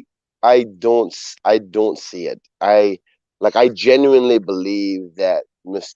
Allen is saying to the people that he no longer wants to be a part of Mr. Bush, because I'm assuming one thing about the premier is he's going to do his numbers. They've done their surveys already, Yeah, of course. and seeing the significance of this. But sometimes I'm a bit naive, because I never for 1 second ever thought Alden and Mr. Bush would have joined hands. That's So hey, true. I sometimes I need to slap myself and say, can I stop being so naive? These men have been in this game long, and I've only been in it for 4 years. But I can't see it. Who would want something like that being distraction from the very important issues that the country has to face for 4 years, have it hanging over their head? I just don't see it. I can't see for the past 1 year, and it didn't move Alden to do the right thing. But to your point, Kenneth, I think that you're absolutely right about how politically, I don't really want to use the term savvy because it's more like politically savage that Alden McLaughlin is, and that he will say and do whatever it takes to get back into power.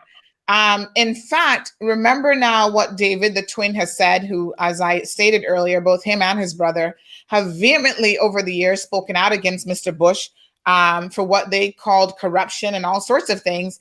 He now said, after the unity government was formed with Mr. Bush, that sometimes you have to swallow your own vomit. That was the disgusting analogy that he used to describe what he had to do. Now, I don't know if any of you guys have ever thrown up before, but trust me, the last thing anybody in their right mind wants to do is swallow your own vomit. That's disgusting. And it will make you physically sick to actually have to do that. But the imagery that he's conveying with that is that they will do anything to stay in power. And that's the bottom line. It doesn't matter coalition with who. So I agree with you, Kenneth. I think Ozzy might have gotten kicked out of the stream. He's back. But I agree with you, Kenneth. This is all about the numbers. So West Bay is weak, right? A lot of people are hoping that Mario can take McKeever out. But even if McKeever Bush remains, and we look at the other plays that are happening, Kathy Ann Wilkes, winner. Okay, I'm calling the winner circle here today. Kathy Ann Wilkes, winner. Bernie Bush, that's going to be a tight race between him and Rowley. But a lot of West Bayers are telling me that Bernie's got it, that Bernie is going to remain in his seat. If for no other reason than the fact that they don't want this CDP government to be able to reformulate itself. Now, the one unknown is what's going to happen in West Bay South.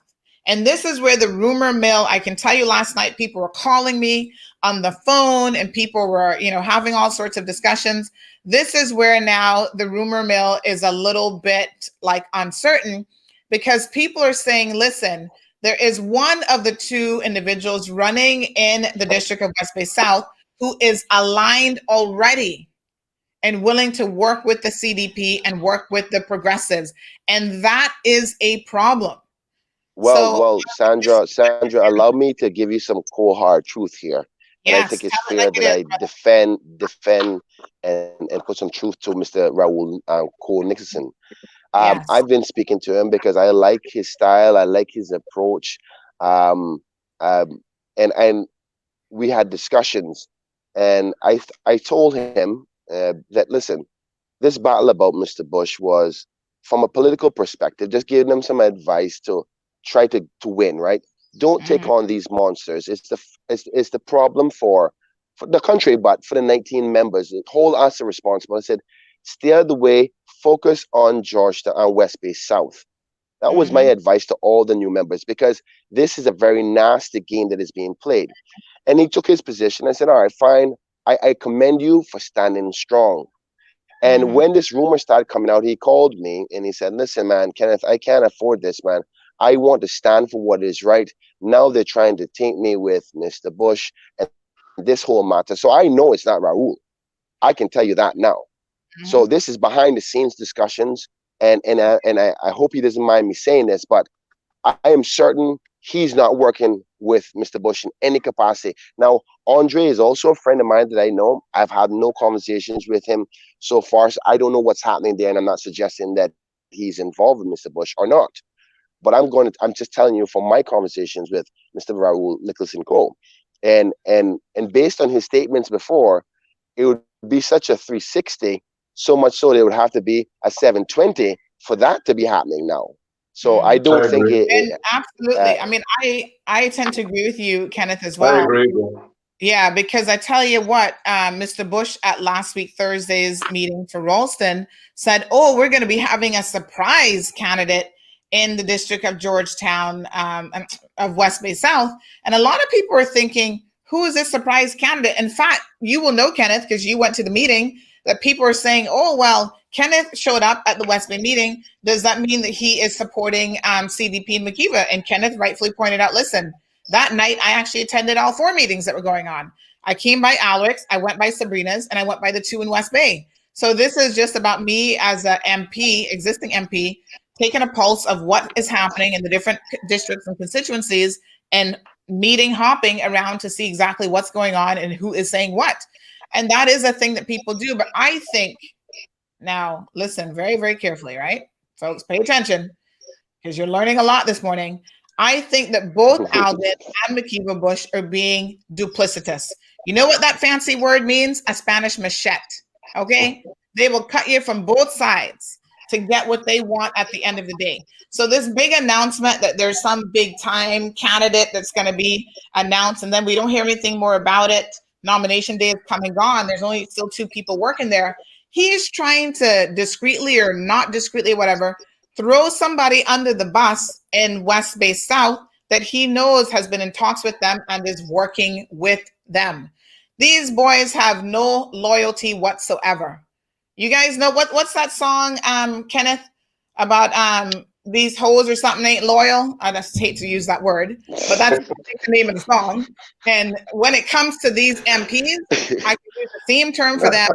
They ain't loyal, folks. They're only loyal to themselves, their paychecks, and the power plays that they're trying to make. And They're them not guys, loyal they to the will hold on to power. Well, yeah, we're well, applying. Sandy, if I can say this, I think that's probably why I haven't been able to get very far politically so far, is because I refuse to be a pawn. Um, and I be that's honest with two you, of some us. days I say to myself, it That's two confused of me. I us, go, Ken. or here, huh? Yeah, man, yeah, That's man. two of us. That's why I say to they keep myself, me out here now and again. I say to myself, when the government was formed, it's like, here's a party, a group of people. I'm the one independent person right in the midst of the progressives, the government, right in the middle, surrounded by them. And I go, listen, I'm willing to work with anybody to help my people of my country, and particularly that of Georgetown Central. And it confused me for a long time. I go, I'm willing to help you, bring ideas. I'm on the ground, bring you a perspective that you don't see every day because I stay connected with the people in that capacity. Why wouldn't they want me a part of it? And and I go, it makes sense. I can't be led like David. I won't just say yes because you must say yes. So I get to live with it now. I go, the fact that they see me and say, I don't want to work with you, is because they're afraid of my strength. They're afraid of my stance, that I stand for what my people stand for. And if they can't control you, they can't accomplish the ulterior motives that they want. So I totally get it. But I forgot I was going to say a point there, but I totally forgot what it was. But the progressives don't want, and most political attitude has never been about the mature approach about things, but the political survival. You know what I'm Yes. saying? Like Well, I'll be totally honest with you, and this is not something my advisor would ever say. Don't say publicly, but you think that I want to have a fight with Mr. Bush, a man who is the godfather of the house? That's silliness. That's political suicide. And Alden is playing the game and disguising it under something else. And you know what? I give him credit, because we're going to sit here and talk about this in history 10 years from now, going, "Oh, he was really smart." Whether it was beneficial for the people or not is a different question altogether. But he knows how to survive in some really political rough weather. That's true. Exactly. Um, And look at the issues we have facing us, but we have to sit here and talk about the two of them. And that's a sad thing. But as someone pointed out earlier, without giving the backdrop, you can't oftentimes put it in context and then move on to talk about the issues. So exactly, that's why I did. Where that's why I did what I did this morning. Yeah, the country has been distracted by the actions of these two so-called leaders, and we have to recognize the danger of putting certain types of leaders in public office. So Robert Bodden says he's a full narcissistic individual that gets turned on by the sound of his own voice. CC says, boy, fire here today. Leroy says another Donald Trump. Anne says by his own admittance, he does not like to lose. Richard takes it a step further and says they too are afraid of losing their seat at the Godfather's table. So some very, very interesting comments here today. Thank you, Venice. The candidates who's going to put its people first and control the cost of living should be who get our votes, and the other little hiccups we can fix after. As for now, those are the two that should be priority. They should be priority, Venice, but like we said, Venice, sorry. But until we, like I said, there's only so much you can do if you keep electing the same people. The issues that are important to the people will remain secondary to all of these personality conflicts and inner fighting and power plays that are happening. So this is why you've got to elect sensible people who are willing to put those things aside. Cameron makes the point that if we get any more woke, we're going to need Elvis and the Brack to pass a prescription to get back to sleep. And remember, I love that one. Elvis is running on the no weed, no vote. So we know what kind of prescription Cameron is talking about. We have to wake up with a little puff puff. But Julie says, Cayman better wake up. If not, dog is going to eat your supper. And we're all Sandra, can I say this? Can I say this for a second? Because there's some other truth that we're not talking about that affects us as independents as well. So Alden, the premier is 100% correct on one thing, is that there needs to be a little bit more structure. And there needs to be a little bit more structure amongst us as independents as well, right? Because the people want to have an idea of what they're going to get. In order to do that, even though what they're going to get with the progressives is not even a 4, in my humble opinion, at least they know what it is, as opposed to not knowing what you're going to get on a scale of 1 to 10 at all, right? So the fear of knowing nothing is scarier than knowing what a 4 is offered by the current government. But we do not have ideological past in our political environment. Like, say, for instance, in the United States, you know what a Republican stands for, and you know what a Democrat stands for. Their ideologies on rights, human rights, and freedom of self, as opposed to more conservative approaches, religious aspects. One believes in allowing abortion, one believes not. One is more focused on labor matters, and one is more about business.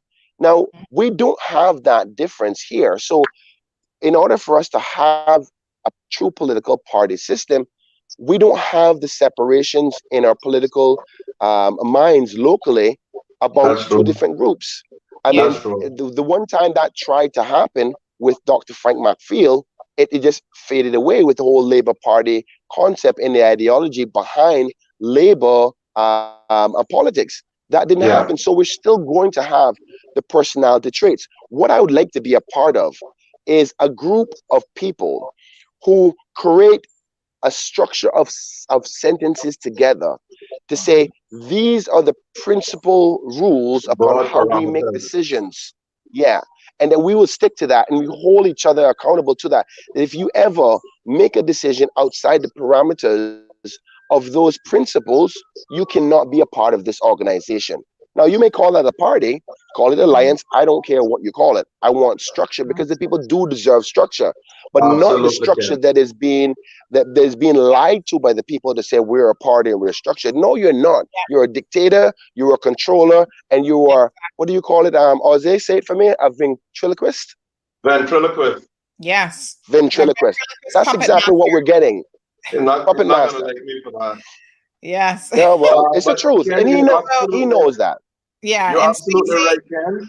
You're spot on with your comments. And I remember way back being when people would ask, well, especially people from the outside, well, what are the difference between the UDP and the PPM?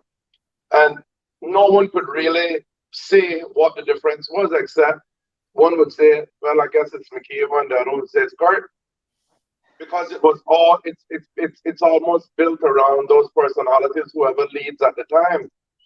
Yeah. And that is one, that is something that we're small and we're very young in terms of political organization, but I think we can create a set of ideals that can make us stand out from another group.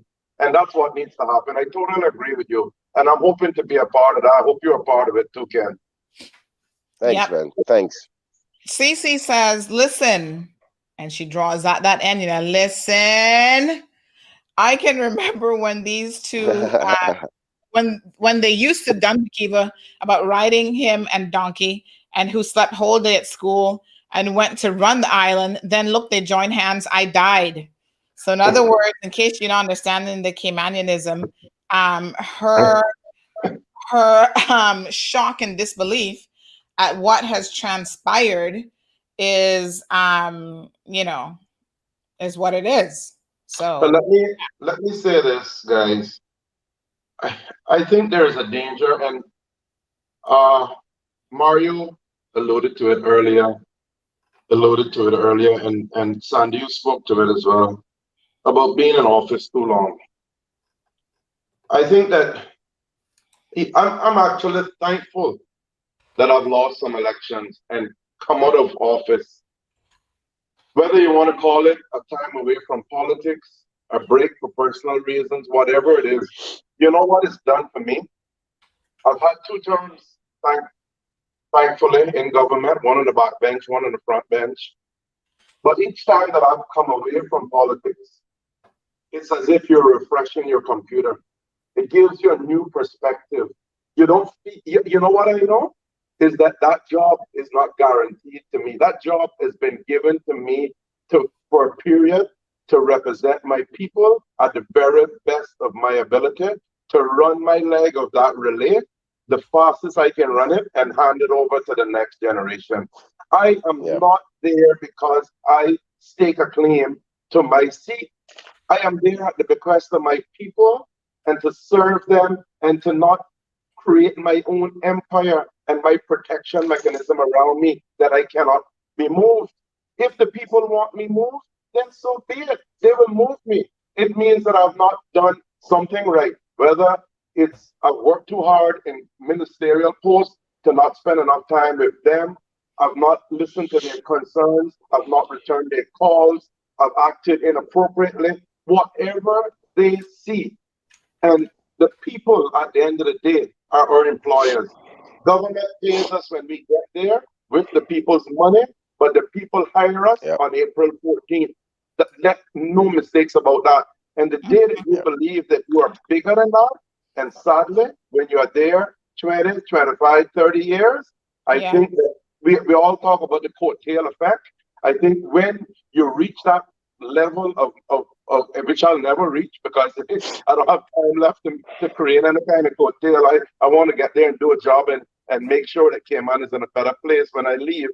But I think that you really start to lose focus because you can't see the wood for the trees. You're so caught up in the politics and in the manipulating and in the controlling aspect of things that you forget the job that you're there to do. Mm-hmm. Well, Anne weighs in. She says this morning show is awesome. We all needed to be reminded of the political history. I believe many of our voters don't know much of it. Yep, we are learning much this morning. Cece says, well, Sandra, if I can clarify one thing, because yes. it's something that is important to me, and important to a friend of mine. I think you alluded to another media house that was suggesting that I was in West Bay and there's this back plan or whatever with Mr. Bush. But they never did highlight the fact that I went to West Bay to endorse Kathy Wilkes. They didn't say that I believe that she's the next generation as a representative for West Bay.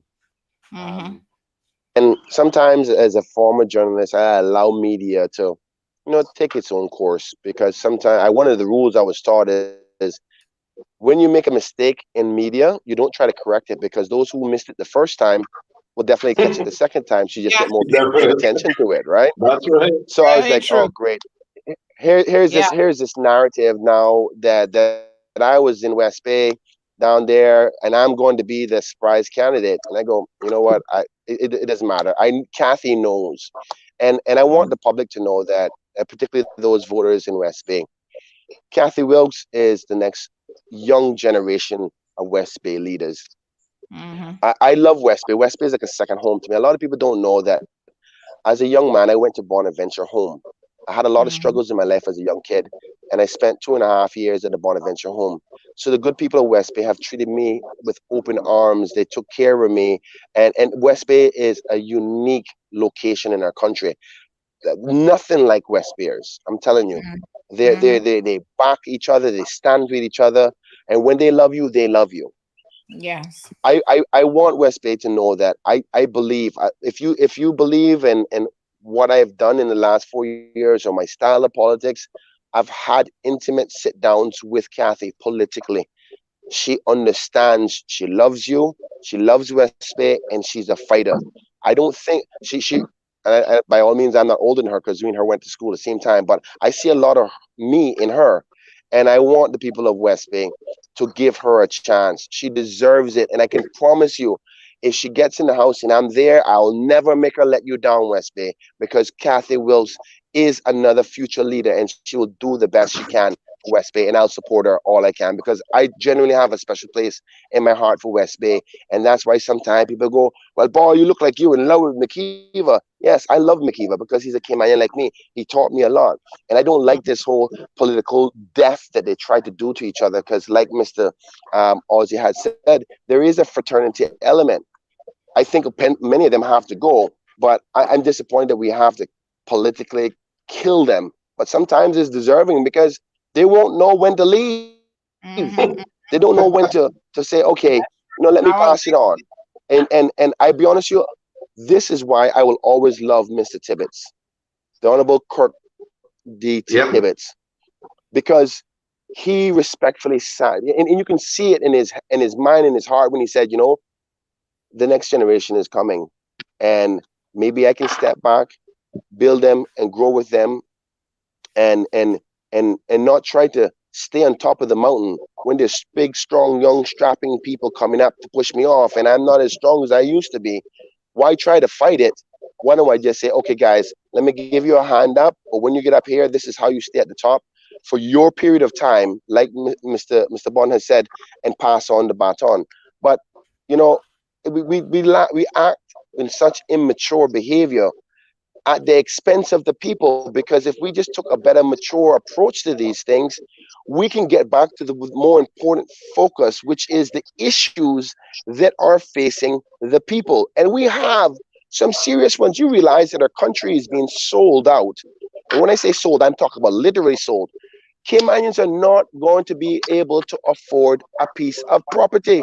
When you sell the land, and if you can't buy the land, you don't have a country anymore. The one thing that we had, the strength. Land. We gotta stop stop selling your land. Yeah. Lease it out if you want to. But we really, I really, one of the key things that will be in my manifesto, and I will do so at my launch, which comes in 2 weeks, is the focus on preserving the protection of our ownership of our country. Because if we continue at this rate, I can promise you 30 years from now, it will no longer belong to us. Because if you don't have the land, which is the island itself, the rock, the sand, the breeze, the trees, you might as well say you don't have anything, because we're losing our voting power already as it is. You've been reading. Anyway, sorry, that was me on my soapbox there. Might drop. Kenneth.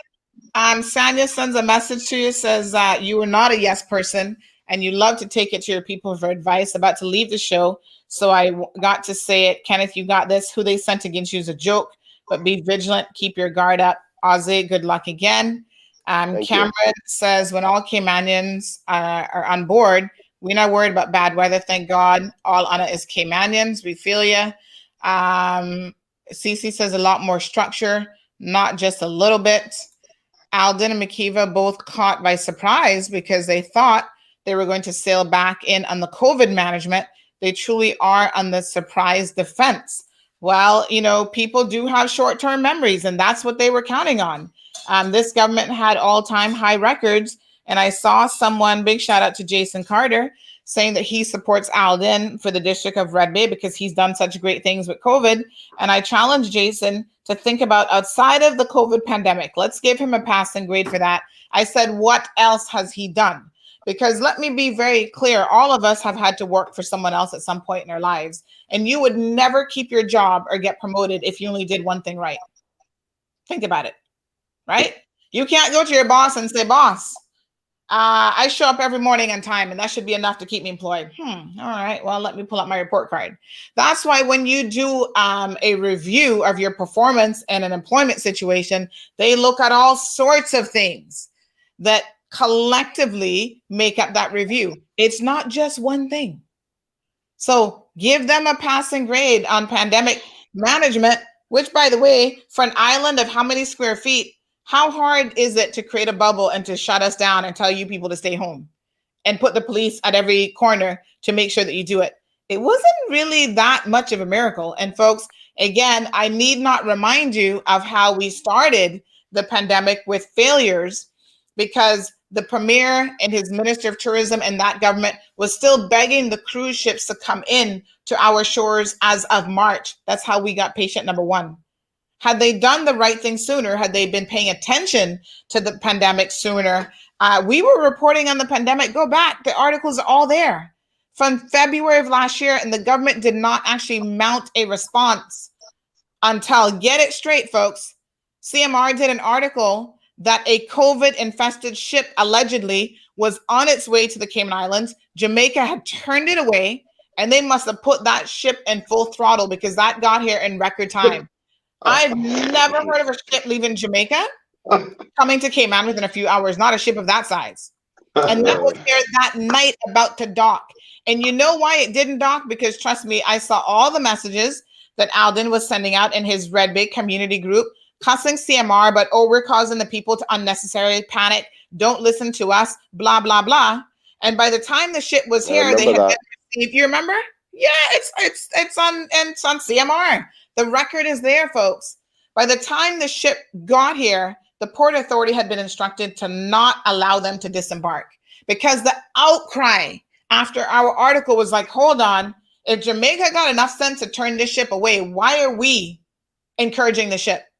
And even after we turned that particular ship away, the following day, when the cruise lines, the same cruise lines we were going to allow to build this port, if CPR hadn't stepped up their campaign, that same cruise line, Carnival, all of a sudden changing their itinerary. We changed all that to try to punish the Caribbean countries that said, hold on a second, we're not so sure that we want your ships coming in right now with this pandemic. You know what they did? Well, we're going to start cutting you from our itinerary. They were doing us a favor, but guess what?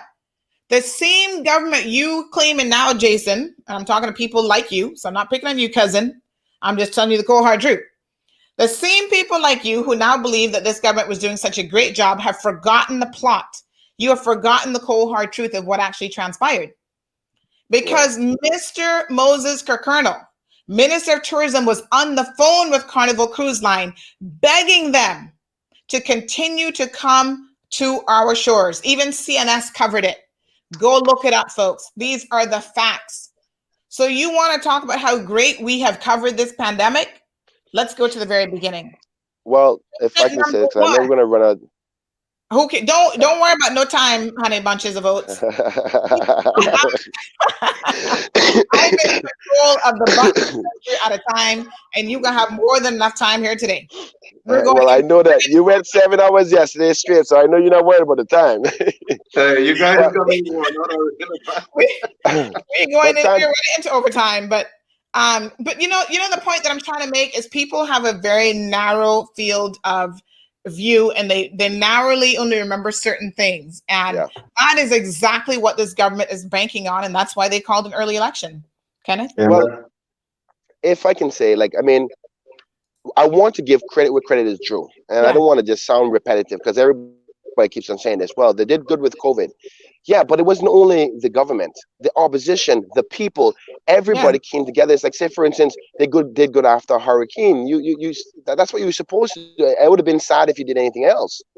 So you were right. But it's going to take us as mature people to say, okay, then, yes, I give you credit. That is a good thing. You did well with the pandemic, and you hold the other people who want to take their seats to say, well, you do the similar things that they did with the pandemic and be balanced and reserved with our opening and those kinds of things, and how we're dealing with the COVID-19 relationship, right? So that can't be the only thing you run on. You listed out the people just now, but there's one that is a glaring omission. I don't want you to leave them out, but the health professionals, those are the real heroes. Exactly. Yeah, you're right. You're right. So people wanting to knight the premier for doing his job. I was like, what? Well, listen. Hey, to each his own. Everybody has a different leader, so I'm not going to blame those who see the premier as that. The premier has done a good lot of things as well. So, like I said, Mr. Bush has done a lot of things. You can't take away the good. What you have to recognize is whether they have done good enough. And I say, if you were to take away the pandemic from this administration, they failed outright, like a Z minus. If the pandemic is the savior for them, because of course people are human beings and they think emotionally, and I go, oh, I feel safe. I'm actually at death's door and this man is protecting my life. That's the last thought you had in your mind. But we challenge yourself, everybody. Take away the pandemic. How did you feel before that? Did you feel like you were being listened to? Or were you feel like you were being dictated to? Because that was the common trend up until the pandemic, that this government was a dictatorship type of government. And that's what you're going to get again, because I trust the Lord, and I think we're going to get past this pandemic. Hopefully within about a year, the world will get a handle on this. Medicine, scientists, doctors and the like will figure this out. But when that is figured out, what do you go back to? And you're going to go back to that dictatorship type of government. And the premier himself has admitted to that. Check this out. And the thing that blew my mind, and tell me I'm crazy here. In response to the situation with Isaac in East End, he says, Isaac is smart. He's trying to be a part of the government because he knows that the people of East End will get nothing unless the member is a part of government. What you just did was admit to what do you call that kind of politics in Jamaica again? What is it called again? Garrison politics. Where you say, if you're not a part of the government, we're going to starve your people. If you're not a part of the government, and I refuse to accept that, because it shows me that you've been starving the people of Georgetown Central and not wanting to do the things for people of Georgetown Central because you're immaturity about the people. We are here to represent all Caymanians. And we sit there. Kenneth. We sit there. Sorry, Sandra. We sit there and hear this comment.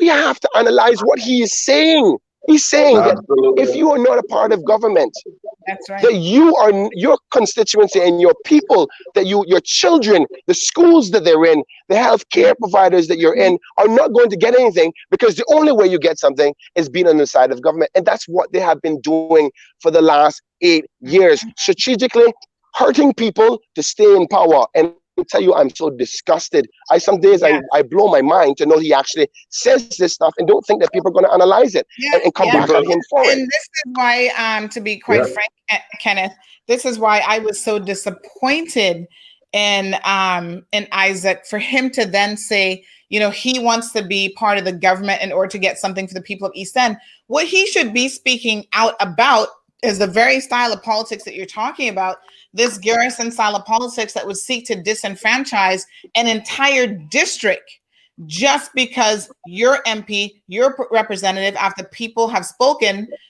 is not part of his government, is not necessarily aligned with him. You would rather see Caymanians suffer, right? This isn't about individual MPs, and this shouldn't even be about the ego of the premier. This should be about policies, initiatives, and decisions that benefit the people of the Cayman Islands. End of story, regardless of who the MP is. Yes. So for Exactly. Isaac to buy in and say, well, you know, he's running this whole campaign on the basis that we need someone who can get in there and work with the PPM and be part of this government to get East End back on the map because they've been suffering. Huh? Are you kidding me? And Isaac, you may not know the full story with the progressives, with PPM, and with Alden, but I was there when it came down to two leaders, Alden and Arden, as leaders of the PPM. Alden went behind the process that was set up by the Progressives Constitution at the time. Like I said, I was still a member and I was there. And he purposely undermined Arden and his ability to even get a fair vote within the party for who should be leader of that party. So in other words, yeah, oh boy. Let me share some cold hard truth today. It's so crazy because people, I'm sorry, Sandra, let me try. I do apologize, right? But folks, you can talk, you know. The party system that you see and that you believe happens is a lie. It's a farce. I remember when I wanted to run with them in 2013, my same opponent today wanted to also run. Yes. And I was a new green as can be member. And I was like, oh my God, because you have to go through the constitutional process of the party. So I started reading up and I going, oh my God, I was hoping it was just going to be 6 members nominated, because at that time it was 6 members. Was it 6? Yeah, 6. 6 members nominated for town. And if there's a 7th one, then you have to go through this voting thing. And I go, what if I came last? And Alan said, don't worry, we got that covered. And for me, I was like, what do you mean? It was already set up. It was already set up. Exactly. And I was like, wow. Do not believe. And listen, I want to make sure this is clear, because the progressive, the membership, the people, the good people, Caymanian people who signed up to the membership are the people who gave me a first chance in politics. And I love them. And I know they want to stand for what they believe in. It's not the people who follow them that's the problem, you know. Yeah. It's the leaders and those ones who are lying to them and giving them false lies every day. And they want to believe in their leaders. They go, you know what, Alden, okay, I believe you, I trust you, because we've been in this for so long. And you know, and the ones who supposed to stand up and say something, go, no, you are wrong, and you're leading this party astray. Every one of them who stands up and says that gets kicked out. Every single one. Ozzy, Sandra, Billy Adam, every one of them, Wayne Panton, all of them who stand up. Now you understand why I say there's no party and why I resigned from the so-called party. Because to me, it is an insult to people's intelligence and to my Caymanian people to use them purely as an election tool. That's right. Do not come to me in 4 years' time to come and have meetings, come with your ideas. Where were you coming to in the 4 years while I was there? That was not the way. Kenneth knows, you know, that's not the way the Constitution is set up. Exactly. It's supposed to be an Exactly. ongoing process. Come in there And with try their to pot of turtle stew, trying to and fool order the people all like leadership food. change, order the leadership changes, Yeah. progressing up the ranks. Yep. That's what the party is about. Right, And that's right. parties are not bad. They bring structure, they bring organization, they give you surety. But certainly they should not be used just to get you elected. And I'm going to bring in Cece. She's joining the conversation, folks. Let me remind you that you can join our show at any time that you'd like to by just logging into Cayman Mall Road Backstroke Talk Show. Let me just drop my little reggae rhythm before I tell you something as well. To Ozzy's point. Yeah. It's a the Cold Hard Truth News Podcast. Cold Hard Truth News Podcast. Come make we talk on the live broadcast. Come make we talk on the live broadcast. It's a the Cayman #1 live talk show. Come make we talk where you go on the news. Right, folks, so remember that you can join the program. We're going to be bringing Cece in here shortly, but to Ozzy and Kenneth's point regarding the very lack of real.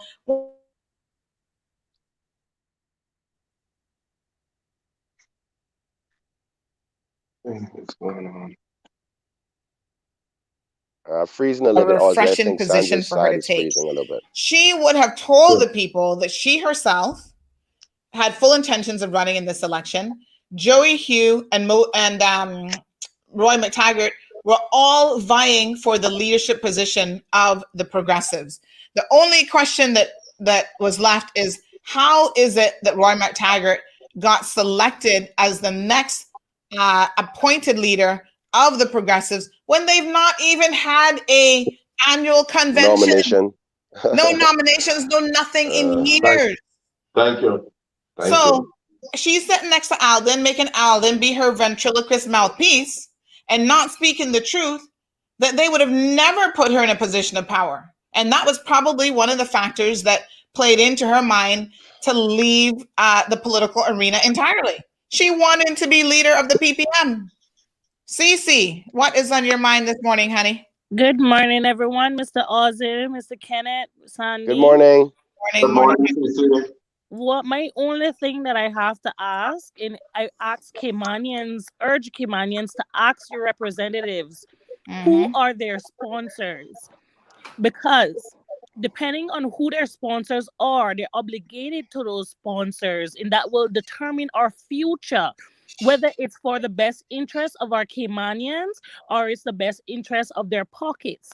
I guarantee you, if you were to ask Mikiva, Alden, and a lot of them, who are their sponsors, you would get a Dr. Lee. They don't know. They gone dumb for a minute because it is ridiculous. We need people that will stand up for us. We are tired of hearing about jobs, broken promises. We're tired. We are getting backbones, and we need our representatives to stand for us, not blacklist us to speaking how we feel. We need a change. And when I say a change, I want to be able to come out and speak my side, speak my opinions, and not be blacklisted from getting government jobs, and not be blacklisted from getting any form of jobs. Because the way how Cayman is operating today, if I speak up, I'm being blacklisted. If I sit down and be quiet, we are suffering. I am tired. Like I tell Sandy, like I tell my mother, like I tell everyone, if I have to be that rotten egg who speaks out and lash for our Caymanians to get ahead, and remember who did it. Remember who stood up and said something when everybody else was afraid to. I love what you all stand up for, Mr. Ozzy. I've always loved and respect you. Kenneth, no, it's nothing but love. My brother from another mother, push for us. We need you. I love anything new. We need to go out with the old and in with the new, because Mikiva and Alden have gotten so comfortable. I don't know how Mikiva think he's done us like he untouchable. He needs to go. Set standards. We need a lot of the people allow it. You understand? Yeah, look at people that do less than assault, that loses their job. You understand? Yes. How does Mikiva still inside the house? How did Alden not stand up I'm very disappointed in Miss Tara Rivers because as a Mhm. woman, you did nothing to support that lady who Mikiva assaulted. Yeah. I don't care what your position was. You were supposed to rock chair building, make people uncomfortable, stand up for what is right. Yes. No. And you know what I she, feel you know what she said? Thank you so much, Cindy, for those sentiments. Amen, Cindy. Amen. Yes. The interesting thing about Tara is even at last week's press conference, when I heard how she addressed that very question that was put to her by Wendy Ledger, Wendy had to coax her and said, okay, now you're coming out of politics. What is your position as it relates to Mr. Bush? And I want to read the comment. I'm just going to pull up the news story here in terms of what she actually said and how she responded. I mean, it was shocking to see that Tara still doesn't get it. You know, everyone was thinking, right, you have nothing to lose politically. But Tara lives in a world, I guess, that she understands how the rules are played. She's getting into corporate America, corporate Cayman. And, you know, maybe the people that she's going to work for, walkers, which she wouldn't admit to, you know, don't want her, they want to keep her silent as well. But she's going to learn, honey, whether you're in the world of politics or corporate Cayman, your silence will never bode well for you in the long run. So this is what she said when pressed about Mikiva Bush, that particular issue. She said, there's one thing I learned in this life of politics. Well, thank God you at least learned one thing in eight years as minister. She says, there's one thing I learned in this life of politics is that there are times you speak your truth and there are times when your truth should speak for itself. What is this double speak? Because I don't know what the hell she's talking about. Well, Sandra, if I can, I want to say something in Tara's defense, if I can. Oh, okay. Yeah, because I get licks all the time, so I'm getting kind of used to it. My skin is getting a bit harder, right? Yes, toughen up. By all means, by all means, I don't agree with her approach with most things, right? But with the political environment that we have and the vindictiveness that happens because of our lack of maturity to our political structure in this Cayman Islands, I don't blame her for being quiet. I think she's trying to get out of politics, take her hand out of the lion's mouth slowly and back away. Now, one of these days, I think she'll say what she has to say and the truth of what how she sees things. But everything going on politically, she has a family to take care of. She's a Caymanian, and I still love her because she's one of mine. She's a Caymanian. I don't care what people say about how bad they are. All of them members in there are my people. They're my brothers and they're my sisters. And I don't want to see a demise of any one of them. And I understand. I sat down, I thought, I tried my best to think about the back thinking, why people come to conclusions or decisions, because she has obviously thought about this too, going, you know, the people don't like the fact that I haven't said anything about the assault on a woman. I'm a woman. She's thought about all that. Come on now. We know that she's done that. So what is the reasons? And why is she? Suppose she said, you know what? I don't want to affect my family. I still need to eat. I still need to live. I can't stay alive in this political game because I've gotten so far and so deep into this puddle that I'm in. Maybe, you know what, slowly back out and move on, and maybe I can help my people in a different way because it's not what I thought it was. So I want to give her the benefit of the doubt. But, I don't want to know that. I don't want to know that. Okay, go ahead. Let me address that point, right? Because I think it's a fair point. And I always like how you try to give people the benefit of the doubt. Bless your little soul, because you're a good man. However, and I like to give people the benefit of the doubt too, but I come a little bit harder than you, because my question to you, my automatic response to you would be, Kenneth, the rest of us who speak out and who have had a price to pay, and it has been a heavy price and a heavy burden. Do we not have families to feed? Do we not have children? Do we not have homes and mortgages to pay? What makes not everybody wants to be the sacrifice? Not everybody wants to be the sacrifice. Let me tell you something, Sandra. I remind you of this, right? I made a sacrifice. I made a sacrifice one night to stand up for a woman that was being beaten, right? I lost my job. The bank was going to come for my house Yes. I got 2 daughters. The bank was coming for my house. I couldn't pay my mortgage, Sandra. I understand. Right now, not a lot of people want to make that sacrifice. If you want to hold her accountable to say you're not bold enough to stand, then that's a different thing. But That's I don't exactly blame her for protecting. Okay, but And as a how do I? Christian, you should be bold enough to stand for the people, not about your own interests. So there will be, and you know it yourself, there will be political licks that you're going to take. There'll be people saying all Yeah. sorts of disparaging things about you in the world of politics. But when you get into the political arena, if you're not ready for that, don't get in. If you're not ready to sacrifice on a personal, professional, level yourself on behalf of the people, then you should not be in the world of politics, because that is what politics is about. But then again, in the same vein, Chandra, in the same vein, when we take the sacrifices, media houses like yourself will be the first ones to say, okay, there's a severance for 3 months. If in fact you know the political environment is bad, that gives you 3 months to go out and find another job, and then you complain about that too. Many people don't understand. Ozzy, please back me up a little bit here, because sometimes people don't really understand the fullness of this toxic environment and what you, me, and many of our families have to go through, and how it affects you. Thank God that some of the members have other businesses that they can survive off of. Yeah. But let me tell you something.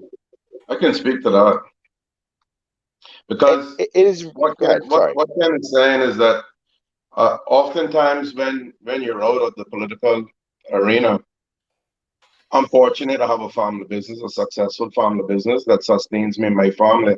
But I've seen it very close to me. My good friend Alfonso, who I served with from 2005 to 2009. Exactly. When he came out of office, let me tell you, he almost lost, but he did lose everything, and he almost lost his mind. So from that perspective, there is no argument. I think that you guys may be arguing two slightly different things, though, in that Ken's point is very valid, but then Sandy's point is from a woman's perspective, from a female's perspective, speaking up on what happened to a female and showing her, because I don't think that was going to cost her job any sooner than it already has. Put it that way. So you don't know. That could have been the whole arrangement. Maybe she was held to ransom. You stay quiet on this, because otherwise we're, But I can't sit here and guess that. But I hear what you're saying. And Tara's my friend, and she has her family that needs to be fed as well. Yeah. This is a rough. Every Caymanian does is my point. Like I don't see her as anyone special. And as someone who has made the sacrifice over the years, because I have been vocal and I've chosen to be vocal, that is a choice. I think that once you make that choice, you have to recognize that it comes with consequences. In real life consequences. Listen to me. Let me be very frank here. My husband was fired from a job that he did nothing wrong on. He was the top performer for the past 4, almost going into 5 years. Every client, when they called, send Marlon to our job site. Why? Because CMR, which he doesn't even have anything to do with, except that he's my husband, did a story that was 100% accurate, 100% truthful about Kathy Williams allowing underage children in her house, passing out, drinking alcohol, and one almost died and had to go to the emergency room. Because we dared to touch the rich, privileged expat community, because I dared to do that, she fired the only power play she had, because she couldn't keep me shut up. The only power play she had is that she was a client of the company that my husband worked for, and she walked in there bold as she could be. Now, I know I said I'm not going to use no profanity, and I'm going to stick to it, but I'm going to still give you guys the hardcore truth here today. She walked into this man's office bold as she could be and planted her rear end on his seat and said, fire Marlon Hill or you lose my contract with Williams Squared. And that happened. So we have been a one income family for a very long time as a result of that. So nobody don't need to tell me about no sacrifices and what the consequences will be. That is just the most recent one. I am well aware of the consequences in this country. There's no Sandra, reason why I have not been able to get articles in this country, except for the fact that I'm a little bit too vocal. but Sandra, sometimes we ask about the quality of candidates that come into this arena, right? This is exactly why. You think somebody could be watching this right now, a young, strong Caymanian who's coming up saying, I want to build a future. I want to give my family an opportunity. I want my children to be exposed and not exposed to negativity. You think they're sitting down saying, oh, I want to be a politician today, knowing that this immature behavior that we eat each other alive for breakfast, that they want to be a part of that? You know how many people I said, boy, Ken, I really don't like to see what I see going on in my country, but boy, I'm not getting into that politics. That's what we do. And my point I'm trying to make is there is it's Cayman as a whole. If you speak the truth, if you're willing to speak out, there will be a price to pay. But how do we change that? How do we change the maturity? There's nothing wrong with holding people accountable. There's nothing wrong with that. I expect to be held to account. But what I'm saying is, like we do this thing where we want the baby as well as the person. Like you want to eat them alive and take away everything they own, and we get so malicious with it. Listen, I oppose the Honorable Premier Alden McLaughlin, but I would never ever one day want to see harm go to him or his family or the people that he loves. And until we start to look at the decisions we make and think about that when we're making those decisions in our comments, we're going to continue the rat race. What was going to end up happening is I get in there, or they get in there, and then, boy, you didn't agree with me, that, and we keep that venom there, and then boom, next thing you know, me and Ozzy got a riff for 20 years, and I go and try to take out Ozzy's children, he go and try to take out mine. We got to stop that. We're just hurting each other. It got to stop. And we're all Caymanian. Let me tell you, I'm sorry, Sandra. I don't disagree, because, Sandra, you know that I believe that CMR is the game changer in this country. But we all have a responsibility in this. Every single one of us, to make Cayman better, we have to learn to love. Hold account, but love. And if we don't do that, the next 4 years is going to be the same thing. The 4 years after that is going to be the same thing. Ken, as leaders, we have to take responsibility, because I think when the quality of leadership, and I'm talking general now, when the quality of leaders that we elect in Cayman deteriorates to the point where they are shallow-minded, they are in large parts don't have what it takes, because they you have to start with heart. If you don't have that, stay out of this business. You have to have a little bit of as Dr. Frank had told me when I was first getting in, you got to grow crocodile skin. Because if you react to everything that somebody says, you'll be fighting all day long.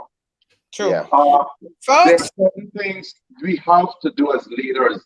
And here is the main thing to address what Ken is saying. We cannot get in there and represent only a handful of people and condemn the rest to slavery because they didn't support us. And this is what we get too much, too often in these islands. When I become elected, or they represent, I don't care whether you voted for me, for Ken, for Sandra, for Arlene, for Kurt, for Mose, I don't care who you voted for. You could be in West Bay or up to East End, the tip. You come to me with an issue, I am going to do my best to represent you. I am going to call you back. I am going to fight for us as Caymanians. When we show that love as leaders, we will be better off. Yeah, thank you so much. Let's go ahead and wrap up the show, folks. It's almost 11 o'clock. It was a 2-hour show, but hey, we have that kind of flexibility here in CMR. And when the discussion is going good, someone just said the conversation this morning is good. Alice says, show hot like fire. I love it. And this is what happens when you get to the core issues, folks, and you start talking a lot of truth. Michael says you can't. The point is they want you to beg them for handouts, effectively rendering you helpless without them and or indirectly guiding you to vote for them. Chanel agreeing 100%. Iva says, Ozzy and Kenneth, all I'm asking you both that once you guys are back in is to look about Caymanians to get them work so that they don't have to be living off of NAU. Thank you so much, Iva. Alice is 100% in agreement with Cece. Mary says, Cece, you're right. Those on the front line should have been rewarded for their dedicated efforts. It's one thing to praise others, but it's another thing to give a bucket of milk, then turn around and kick it down. When someone is awarded for whatever reason, they should do their utmost to uphold those standards. Comfortable and complacent, says Siobhan. Anne says she's hoping that Elvis can take out Moses. Wouldn't that be a hot mess? Siobhan reminds us not to forget about Barbara, who has been suffering from the ostrich syndrome, and we've not forgotten about her. And likewise, we have also not forgotten about the other woman in the house, because there's only 3 women in the house, Mrs. Juliana O'Connor Connolly. None of them have spoken out about abuse or anything of the sort to even remotely allow us to think that, they're against it. So Siobhan says, Kenneth Bryan, there is no defense for Tara's position in this matter. She had a responsibility to the people of the country, especially West Bay South, and she's a disappointment. So someone slightly disagreeing with Kenneth there. Cece says she went bad from she made her minimum wage $6 per hour. Point taken, Kenneth Bryan, but you always do the right thing. So Siobhan's still giving you credit there, Kenneth. Cece saying, yes, Sandy, fire. Paulo says, let's not forget that Kenneth blocked the motion to remove McKeever not once but twice. Does Kenneth support McKeever's re-election for West Bay West? I think Kenneth's response to that is the people will decide his fate. They now have an option that was on the program this morning. Lena says, speak it, Kenneth. Shared that the other day at Georgetown South MP page when shared reference completion of getting dreams done in Windsor Park. While I commended the MP because our brothers and sisters in Windsor Park very much needed help with this for a while, for many administrations, and most recently the last 4 years, despite reaching out to all concerned about the flooding in Newlands, especially at the entrance of Keystone. I know MP Alva brought these issues to Newlands up in the latest Public Finance Committee, and the rest of the comment got cut off. Marcia, love and respect for Kenneth, but there's no excuse for abuse in any form. I think Kenneth accepts that. Anna, shaking her head at the $6 an hour. Sue, Tara did nothing for the Caymanian people, just got her big fat paycheck. Siobhan says, quit making excuses for non-performing MPs. Silence in this instance is not golden. Kellyanne, thank you. Says this election, we need a clean sweep, almost a clean sweep. Cece said, there is no but, Kenneth. She wrong. Marcia says, exactly, Sandy. Sue says, exactly, Sandy. Fire coming from Cece. Rosa says, stand up for what you believe. If not, your silence will speak for you. Amen. Yep. And I mean, Tara made mention of action speaking, or the truth speaking for itself. Listen. Anne says, Tara made the sacrifice for being quiet. Now she gets used. We need to stop giving them so much power and feeling they're untouchable, says Cece. Lots of comments came in. My gosh. Siobhan says, this is politics, not a beauty pageant. And Tara is not Miss Congeniality. Lord have mercy. Oh my God, boy, they're hard, boy. They're hard. That affects us all. That requires a mic drop. Hopefully in the next week, the new computer will speed things up. Carolina Ferreira says, people in leadership positions are expected to lead. The toxic environment is not limited to those who seek office, but anyone who takes a stand against corruption and wrongdoing. But those in leadership positions are better placed to make an impact in changing that environment. Thank you, my dear. Cece says, one thing about Caymanians, we don't fear no one but God, and we're going to talk up whether they like it or not, and we can swing too. Well, Cece, that might be you and me. Well, I don't know about the swinging part, but swinging with my words. But at the end of the day, my dear, there are a lot of people, a lot of Caymanians who are afraid to speak up, and I hear from them every single day. A lot of them are civil servants, and they work for the government of this country. That's why during any show, I always have people messaging me on the show saying, wow, fantastic program. Here's my contribution, because They don't even want to be seen watching CMR because all of a sudden somebody in government be like, well, why are you watching them? So people are genuinely afraid. And that's why I think that if you have a voice and you have the ability to stand up for people, if you choose to do it, because fair to Kenneth's point, you don't have to choose to do it. But I think once you enter into the world of politics, it's a given that that's part of your job. So if you make that choice, you then have to utilize your voice to help the collective cause, to try to make this, situation of attacking people simply based on the fact that they are vocal, that they speak out, or they have an opinion, something that has to go away. Cece says they're not ready for that part of the conversation. Mitzi says, Kenneth, you're a good person, but when it comes to Mac, I don't see eye to eye with you. I think Kenneth accepts that. Might be the position. Mary says, and Elvis is bold enough to run the entire BRAC, and he is no fool. Uh-oh. Ozzy, looks like you were entering a stream twice there. Yes, what happened earlier was my computer went off. It's just come back up. I think that the conversation was too hot and there was an intervention.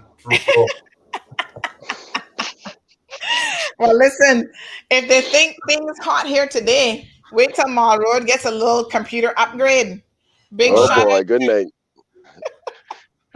Big shout out to some donors who stepped up to the plate.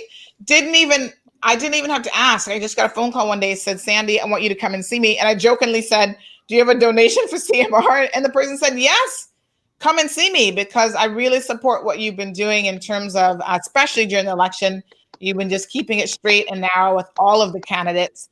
So I appreciate that small but mighty donation that really goes a long way. And I still have that ticket. Oh, shoot, I got to check the date of my ticket. I still have that ticket and money's owed on that. So I need to get to court and see about trying to pay that off. Big thank you to all of the people who donated. I know some said they wanted to donate, but you know what? They haven't been able to, and that's okay. We're going to take from Peter to pay Paul. It better not be the CUC bill or the mortgage. That's all I can tell you. But we'll get it sorted out. Those two have to get paid no matter what.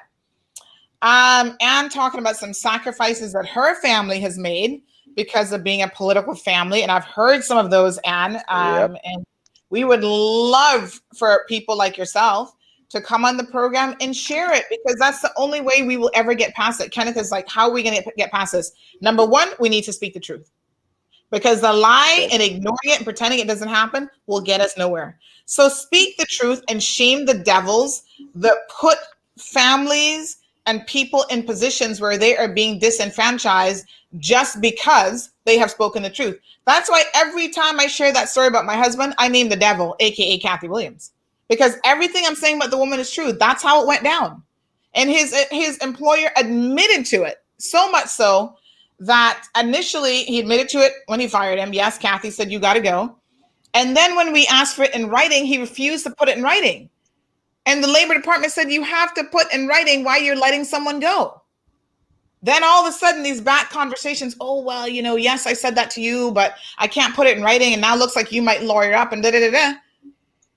At the 11th hour, at the tribunal hearing, the employer finally said, okay, we were wrong. We're going to pay. Wasted money on lawyer, wasted time, instead of just admitting that, you know what, we made a mistake. But you know the saying in Cayman that we have, that God don't like ugly? And sometimes it comes back to you real quick. Not long after that, Kathy Williams still canceled the contract anyway. Imagine that. I mean, I tell you, you cannot make this stuff up. And I did not know until quite some time later that she'd actually canceled the contract, which represented such a small portion of this man's business. He sacrificed his best worker because this one walked into his office and said, you must do this. It's a sad day when we allow anybody in this community to fire someone for no just cause, nothing that they have done, when they've had an exemplary record, just because they're pulling a power play to send someone connected to them a message. Anna sends you some love. Kenneth says you're a kind-hearted person. You have God in your heart. Keep it up. She admires you. Every man speaks what is in his heart, and you have a huge heart. Darlene says, Ozzy, well said. Walton is here for it. Says, great show. I learned a lot from the show this morning. Blessings, Brother Walton. So glad that you did. What is Andre's stance? Kathy, we're waiting on Andre to come on the show, and we will put it to him. Colin says a very informative show this morning. All the best to both guests. Thank you so much, Colin. Lena says, despite Alva brought up in the pack nothing to date. Oh, this was a continuation of her previous message. It's evident or people starve if their representative is not part of the government. Iva, thank you so much. She says she's going to be speaking up. I haven't got my park yet. Soon coming, brother. Al says your silence is their comfort. Whoa, that is a powerful statement. All right, folks. Thank you guys so much. I was loving her some Aussie this morning. Thank you guys so much for joining the program. Maureen says, when you speak the truth, you're out the door. That is the reality here in the Cayman Islands. A beautiful show. As usual, you guys hung in there with us. We're going into a couple hours in overtime. But you know what? That's the flexibility, folks, that we have here at CMR. We're not tied to any corporate person that says your show has to end at exactly 9:30 and not a minute over that. A little bit of flexibility. We exercised it this morning. And, I will only ever end the show early if I've got an appointment, if I've got to go to court for something really, really important. So, Kenneth, thank you, as usual, for joining us on Truthful Tuesdays. Ozzy, thank you for now becoming part of the CMR family. Everyone is enjoying your appearance here. And we will be seeing you. Let me just check my calendar because let me tell you something. Ozzy, Ween Panton, and Heather Bodden are organized. Now, take a script out of a page out of their script book here, you candidates who are running for political office and have no sense of organization whatsoever. I have their entire schedule leading up to April the 13th, the day before election. Okay. So Ozzy, today is the 2nd. You, my friend, are back on March the 11th. You see how we can say that, folks? Because they have sent their schedule. Okay. When you're organized, get yourself together. Kenneth, we're going to be leaving the program today with your video once again. If before you play the video, I just want to say, Sandra, I love you. Ozzy, I love you. As Caymanians, we're in this together. Remember that. And to your listening audience, I love each and every one of you. And always remember, Cayman first. I always remember CMR first. I like it. I can't leave without saying something, guys. Well, love you both, and I love the guys who've been online, sticking with us for so long. Sandy, you've blown my whole day's agenda. Mine too. As Ken can talk, and I gotta watch him. But this has been I guess, Ken, you and I we're up against it because we've drawn the line in the sand against two heavyweights, and we may not win this election again. But, I didn't come out at the beginning of January, as I said earlier, to just kowtow and be a part of the establishment. I saw the need for changes, the need to do things differently. One of the things that's happening up here now, and, the Premier has gone out his way, as I said earlier, to prop up the incumbent in Bodden Town. He's come here on a number of occasions. I'm sure he'll come on his platform this week when he launches. But that doesn't scare me because the Premier doesn't have the power that he would like to think in Bodden Town East. So the fact is that what I'm seeing up here, though, and this is very concerning, we heard about the roof, but I'm telling you guys, they got every piece of NRA equipment from Frank Sound down through Peace Bay right now. And where was this work all along for the past? Give them the COVID year off. There was 2 other years in there, folks. 2 other years at least, right? And now into what is the last of it. Why wasn't anything done in BT East and suddenly the public beach the project is on the way again. The roads, I don't think the people can eat the asphalt that are starving. And I don't know why they think that people can't see through this. The first 2 years was just parties and hangouts and little thing here and there, scraps from the table. But suddenly here in BT East, it's all happening. I think Ken, you said you didn't get your park. from what I see, there's at least 2 in BT East that's been put in recently, old boy. So that's why you didn't get one. So you see, this is the games that's being played, folks. It's manipulation at the highest level from the highest level. And it's unfortunate, but we have to put a stop to it. And I know I'm going to get my licks and they're going to come after me, but bring it on, folks. The support that I've been mustering, I think will weather the storm. So bring it on. All right, folks, we're ready. Everybody's saying the show hot today. Miss Valdine, Miss Iva, Cece, thank you guys so much for tuning in. Anna came on first. Yes, Michael. CMR first too. Cece says Arden for Speaker of the House. Ozzy, do not say, think, or dream that you're not going to be elected. You must be elected. Cece, Alric Lindsay for Finance. She's already making some predictions. We never know how to pronounce his name because it's in Arabic, but it says always when election is over, they want to come out of the woodwork, come out and do the work. All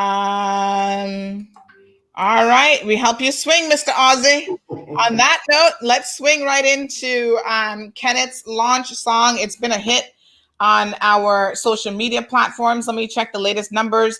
It had over 5,000 views this morning, some 18 hours after launching. Let me tell you guys what the latest numbers say. It's probably a little bit closer to 6,000. And a lot of people love it. A lot of people love the symbolism involved in it. The C1 was just epic. Kenneth, I know that you scripted and wrote the whole thing yourself, and then you had a little help with somebody videoing you. But beautiful job. Well done. People love the parade that you had yesterday as well.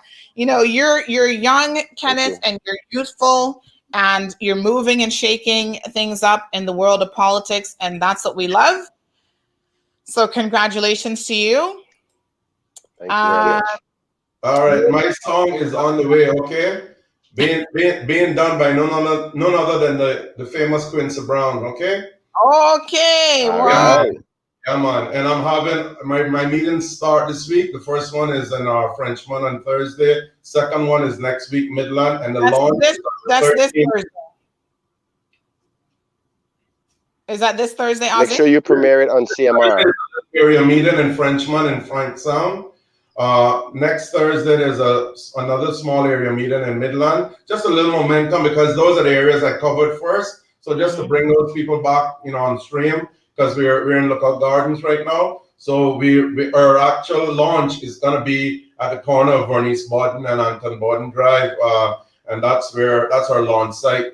I didn't do that deliberately to spite the incumbent, but he happens to live across the way. But it's actually just a good location. So we hope that we're going to have a huge crowd out there next Saturday night. Very good, very good. So, folks, I'm just pulling up some numbers. Boy, my poor little computer's struggling, but we soon have that sorted out. Kenneth got over 6.4 thousand views already in 21 hours. So, yes, my dear child, you can definitely hit that $10,000 view mark without a doubt. So let us rock out to, again, Cayman first, CMR first. You guys have an absolutely beautiful day, and we'll see you tomorrow. Cayman first.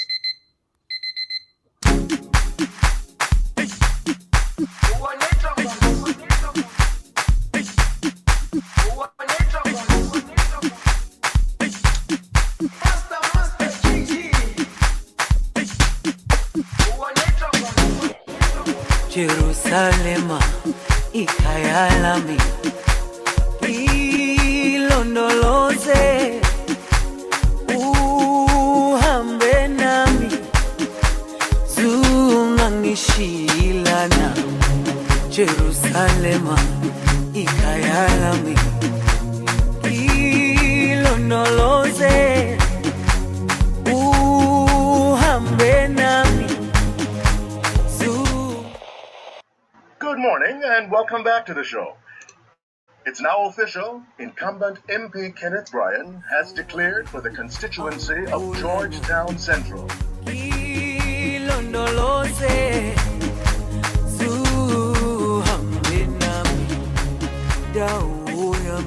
morning, Bradbury. Every time you see this symbol, I want you to remember Cayman first.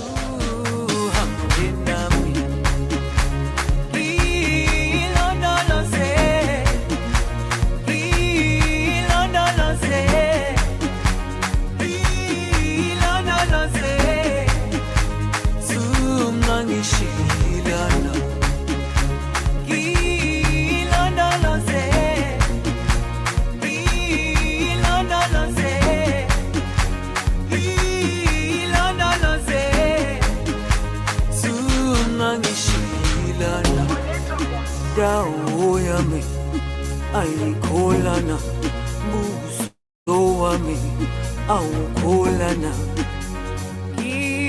ilondoloze zuhambe nami dawo yami ayikholana buso wami awukholana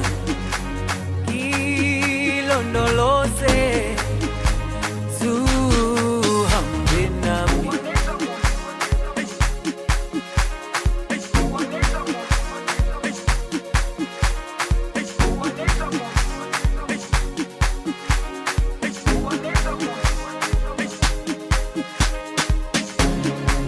Jerusalema ikayalami ilondoloze uhambe nami zungangishilana Jerusalema ikayalami ilondoloze uhambe nami zungangishilana dawo yami ayikholana buso wami awukholana ilondoloze zuhambe nami